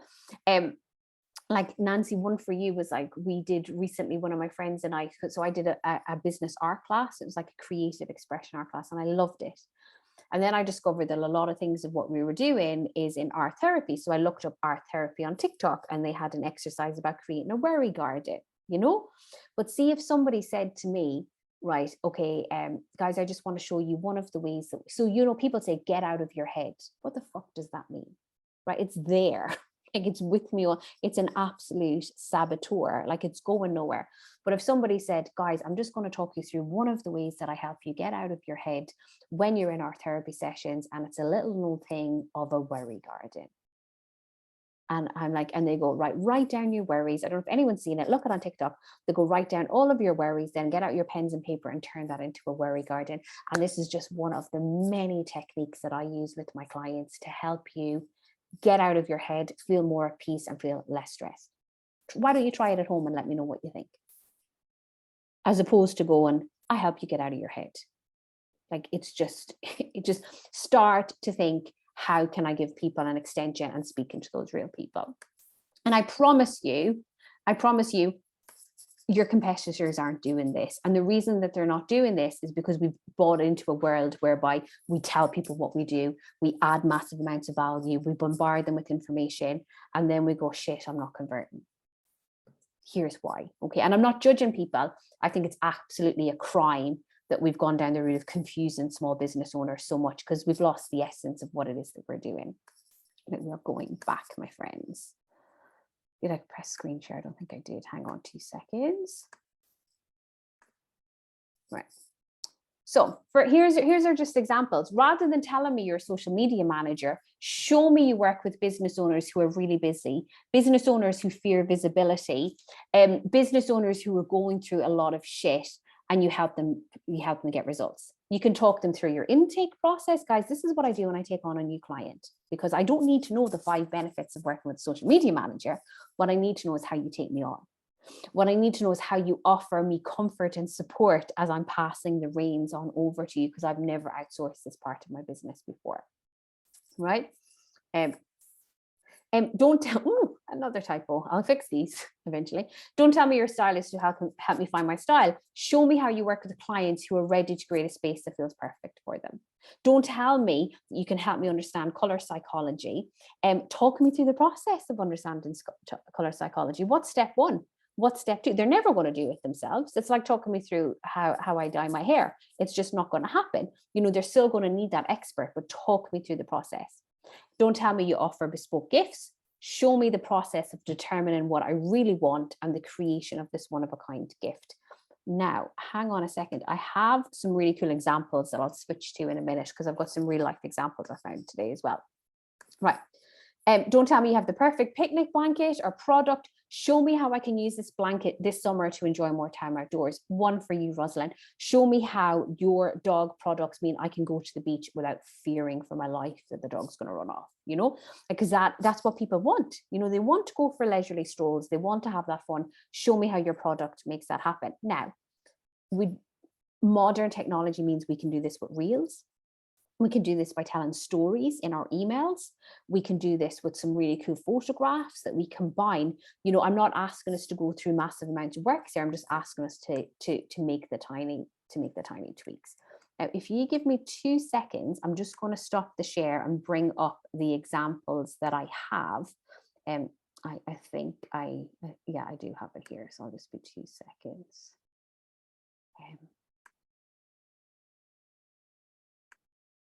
Sorry. Oh, okay. So, okay. Okay.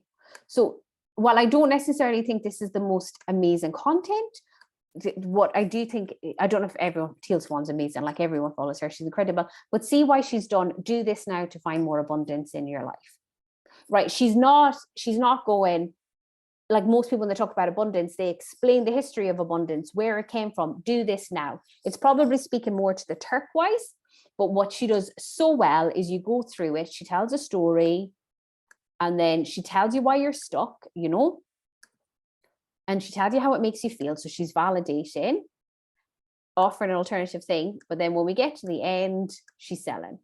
Right, I'm looking for a few more people who want to say goodbye to feeling stuck in abundance in all areas. If you're interested, comment in. She's got a big enough audience where she doesn't have to be as direct. But if you look at it, she's not trying to explain absolutely everything. She's taken one topic. What does success look like? I experience more abundance in my life, and she's dissected that. So Catherine, you could do that for, you know, join our classes to experience, like to really experience a deeper connection with your child, and then you explain what connection really means, you know, and you give examples and you show videos and you have testimonials, and you come at this part of the conversation from lots of different angles, because we learn through repetition, and you share that. So I just like this one. It's, guys, it's just a really thing. Is he turns around, he goes, clear stress instantly with a strange exercise. Like, this is just an example of somebody giving me an experience of what it's like to do that exercise. Like, he's not describing the exercise. He's not going 5 reasons why you need this exercise. He's saying, do it, and this is what you're going to experience. This is really a simple one. Is somebody go and get dressed with me, unbox this gift with me. There was another video, I don't have it here, and it was like somebody who turned around, and what they did was they had them painting something. And then I was thinking, okay, you could show a video of you painting something, you creating that bespoke gift, you choosing that bespoke gift, and you could do a voiceover describing how you create that bespoke gift for me, you know, and I'm getting an experience of what it's like to have a bespoke gift, right? So if we can get into the habit of saying, an experiment with, actually me selling is not me describing what I offer, it's me helping them experience a taste of it. They're never going to experience all of it. Time lapses are an amazing way of doing it. You know that people, they do it on TikTok. I'm not on TikTok very often, but they do the it's Lucy and her husband, and they go to Aldi, and he gives her a $5 and he goes, you see it, Rosalind, because you're laughing. It's like, but what do I like, all of a sudden I'm like, oh my God, I'm walking around Aldi. I bought that thing, it's in my bag, as opposed to me describing it, you know, because there's an essence of I'm experiencing it. And with modern technology now, is we can do that without the same amount of effort, right? And part of what we're doing, sorry, I'm just watching the time, is we're not justifying what you offer. Like, selling is not justifying. If you find your content is going down the route of going, because if you want a business coach, you know that you want a business coach. If you want an interior designer, if you want to go to baby classes, at the point of purchase, when I'm ready to buy, I don't need you to tell me the reasons why I need you, right? I already know that. I'm already aware of that, you know, but maybe you might be saying, well, actually, you know, I know that I need to come to a baby class, but I don't know which one to go to. I don't know if I don't know if I'm going to get out of the house on time. It's a newborn. I've never had a baby before. I don't know what it's like to get a bus with a child. Show me that. You know, I don't know what it's like to feed when I'm out and about. Show me that. You know, consider that if you're justifying why they need to come, you're not speaking to the people who are ready to buy, because they don't want you to justify how to buy. They want you to tell them more about the success and what it looks like for them. You know, so you've got to speak to people with a level of confidence that they want what you offer, and not everyone who wants what you offer and who wants to work with you is going to buy from you. You know, that's just okay. But what you do want to do is you want to create the compelling content that speaks directly to them. And that's what we're doing. But if you go down the route of justifying, going, here's 5 reasons why you need a coach, you know, here's 3 reasons why you need this, you know, you're speaking to the people in the pink circle. And it's not to say you won't do that content, but you're not going to do it during a sales period, right? So we spoke about priming our audience. When you have a primed audience, you are selling to them long before you go, here's what you need to buy. You're preparing them. It's like priming your skin. It's the first sense of makeup. So the first step is, what does success after purchase? This is what I'd invite you to look at over the next week, right? If you want to, because we're going to experiment with this, and this is your simple sales. And I'm hope after today, you do feel that you'll stand out from the competition without ever having looked at them just by doing this. What does success after purchase look like? There's 3 to 5 ways this happens. And this can be the most minute detail ever. This can be you get a hug off your niece in the park, right? This can be the, when you have your first taste of coffee in the morning. You know, it can be so simple and it can be so profound. Then we'll look at effectively communicating this. So we're going to stop using language and content that encourages a scroll. Now, again, we've already looked at this. This doesn't mean you need to be, you know, the most amazing content creator in the world. We're building the business that we're building. You know, we're not trying to be content creators, but it means that we look at the language that we're using. Is it overused? Has it got an additional meaning? And then you say, what am I really trying to say? And you experiment with ways of saying that. And then you remember the best way of selling is let people experience my sales as an extension of the service. Give them a taste of what they're going to get. You know, we all know, Nikki will tell me if I'm right here, that what you start to digest when you smell the food, you know, because you smell it and you go, your digestion process starts. We all know that when people are trying to sell holidays, they don't go, here's 5 reasons why you should go on holiday this summer. They show the kids club. They show the kids jumping in the pool. They show people enjoying the dancing and the family food. And you just have to find your way of doing that, right? For service-based business, talking through the onboarding service, talking through the nuance of how you help people with varying backgrounds in different situations. You know, how did you help a dog that had been to three other people? I know that's not the side that you're trying to build, but then you could say, how did you find the products based on your years of experience? You know, what did you do, right? And this is about experimenting. We're never going to say we've done it before. We're going to go, okay, I tried that. Now I'm going to try this. Now I'm going to try this. So we're going to experiment with the sales process that works for you. We're going to commit that we need to launch. We're going to commit that we need to have push periods. We're going to acknowledge that if we're sharing content that's trying to wow everyone, that's trying to add value, that we're not actually selling. So we're going to say, okay, I have a yellow circle here and I'm going to commit to selling exactly to them. And where possible, we're going to try and create that scroll busting content. And I think I've done it. That is the end of today. So we have time for Q&A. We're not going to be in any rush. So please don't feel rushed. But how do you feel about that? What does it look like? How can you make sense of that for your business? And have you got any questions for me? And I will go on mute till you ask them. Yes, I've got a question, please. So in terms of the push periods, like roughly how long should they last? Is there a recommendation? Because obviously at some point you do want to be talking to the pink people. So how does that work in terms of social media planning? So is this more for the products or is this more for your service? I think that's where I'm getting a bit lost as well, because the main business is the training. Yeah. But I'm trying to get some products as well. So I've got a little bit more of a passive source of income as well. And I think maybe that's where I'm getting a bit confused in my head as well, because they are a bit merged. So it's how do I, yeah, perfect. Have you got an email list of all previous clients? Yeah, I would start by selling your products with the strong belief that the people on your email list are the yellow circle. Yeah, okay. And go why your dog needs this, you know, why they need it. And then you could do a product of the month, and you could do a push period like around about the 20th of the month before pay week, and you could turn around and say, here's why we need this. It could be if there's a spell where you're doing a launch or a push period to bring in clients for the training, and let's say, you know, because you are going to have natural seasonality, if there's a dip in the season, you could pick your 3 hand selected products, and anyone who signs up before this week gets these products.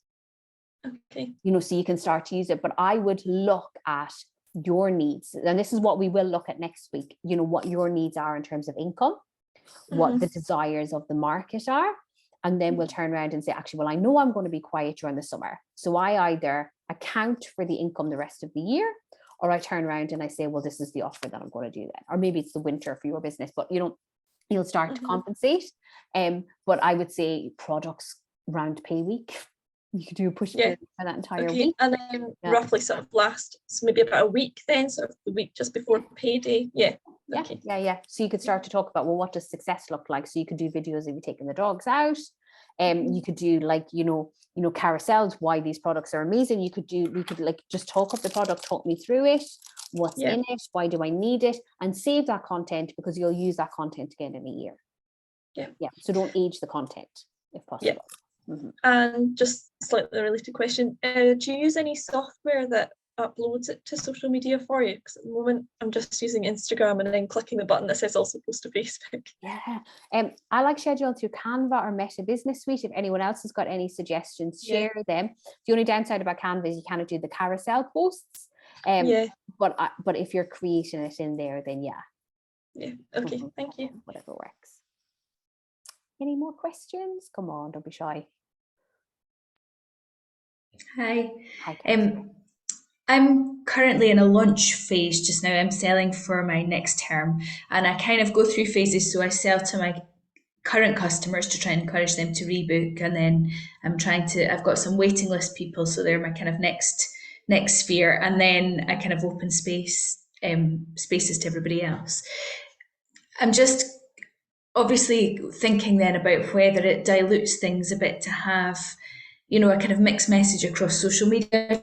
Should I be just focusing specifically on launch on the yellow at the moment and selling there, Oh, yeah. even though it's my current customers? Oh yeah. So yeah, and this is where you can kind of, again, this is about experimenting and working out. When does your new block start? It's not till September, but I open a kind of priority so that folk can kind of get themselves booked in and get their space secure. Yeah. So when people are selling, what you tend to find is, unless it's a sunny day, is that the majority of people book at the beginning and closer to the end, right? So if you've got something between now and September, there's no sense of ethical urgency, right? So I would do whatever makes you feel safe and what makes you feel confident that these are going to sell, knowing that last minute sales will definitely come. So Yeah. I would say, well, what's the percentage I need from the priority booking? And go and sell that percentage of booking and turn around and say, well, actually, hang on a second. There are lots of people that will never book this early because they might have even had kids in some cases. And then be confident that you're going to go for the yellow content in the last 2 weeks. Okay, that makes sense. I think I suppose I'm quite direct selling as well because I'm speaking to specific email people. So it's a bit less social media just now, but they've got a week. So that's my kind of ethical urgencies built in there. And then I give waiting list people a week and then it's a free for all. It's a bun fight after that. Yeah. But I noticed when I emailed you, I got a follow-up email and I really liked where it said, how to choose the right class for you. So rather than writing that, I would be demonstrating that. So I would turn around, and even if you're holding a little one that age, and turn around and say, like, I don't know if anyone else can relate to this, but I never thought I'd have a child older than 3 months. So when I did, I got a shock. I was like, no. So you could turn around and say, like, they grow up, like, we do get a shock when they grow up quite quickly, and everyone's telling you to make memories. And that's why we've created this class, which is absolutely perfect for this age group. And off you go. So you're already doing it. We would just bring in a little bit more of the demonstration for when you're doing it outside. Okay. That makes sense.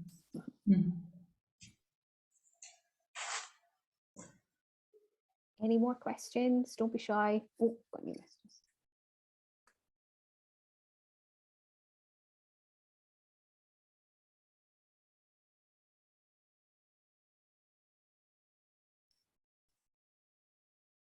Anything you're not sure of? Anything you're like, okay, Orla, you've spoken about this, but I don't know how I could make sense of this for me.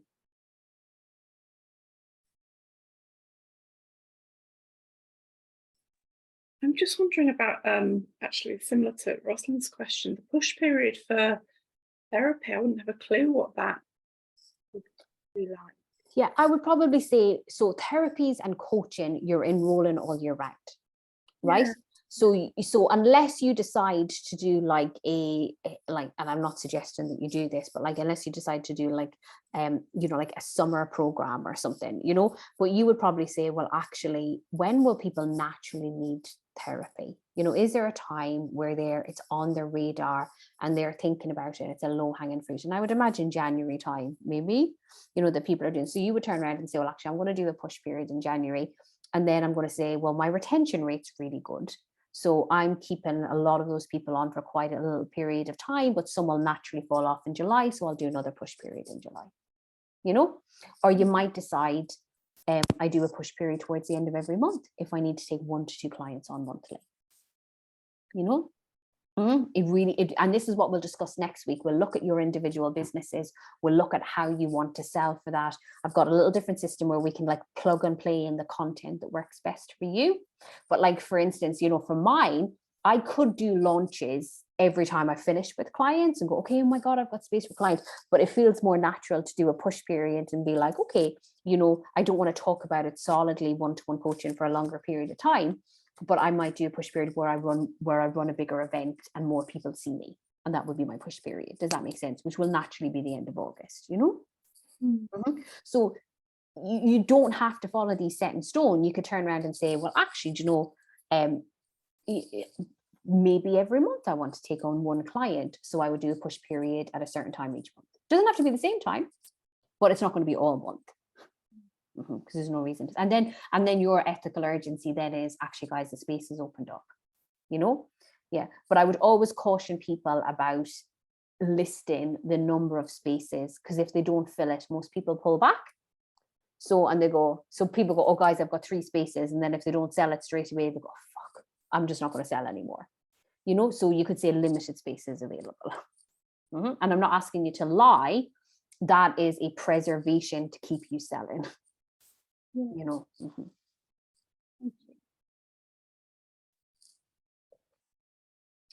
Anything else I can help with?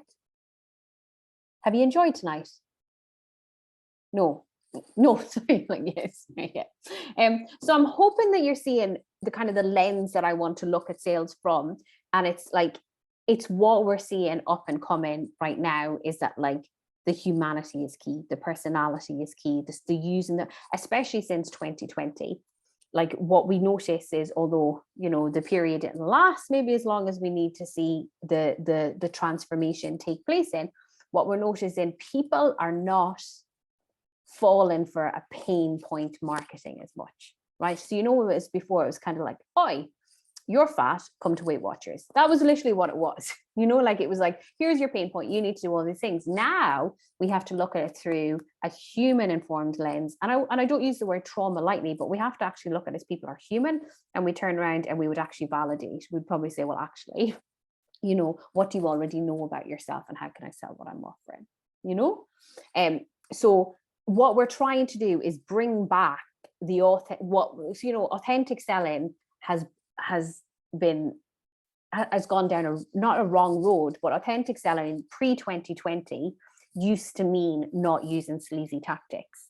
Now authentic selling actually means using real language, using real words, clearly demonstrating what I offer, clearly giving people an extension. So it's almost taken on a new life. So I wouldn't use authentic selling because it's got such a mixture of words.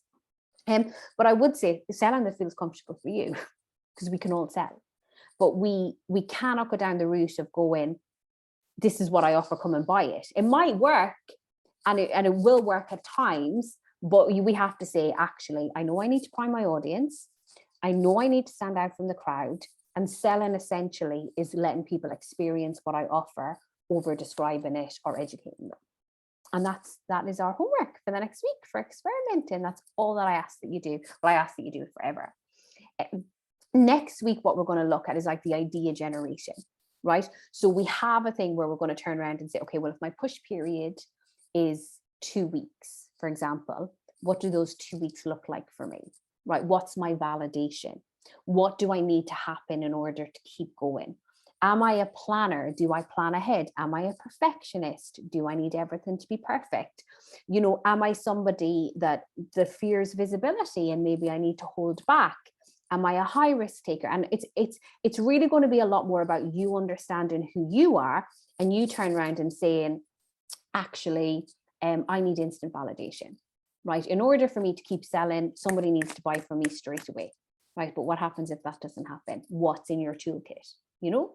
And that's what we're going to do. We're going to get to know more about you, more about your personality, so that you can combine the simple selling with who you are, and then experiment, and then have the confidence that when new tactics come out and new techniques come out, you know what selling really is, and then you can do it in a way that works for you. So we are next week at 7:30. If anybody has got any questions between now and then, just drop me an email. If you've got posts that you want me to take a look at, if you want any feedback, it'd be great to have examples next week, please feel free to send me an email. Don't be a stranger in my inbox. And if there's anything that I can do to help between now and then, just let me know. And we've gone slightly over, so thank you for staying, and I will see you next week at 7:30. Perfect. Thank you. See you later. Thank See you you. later. Bye. Thank you.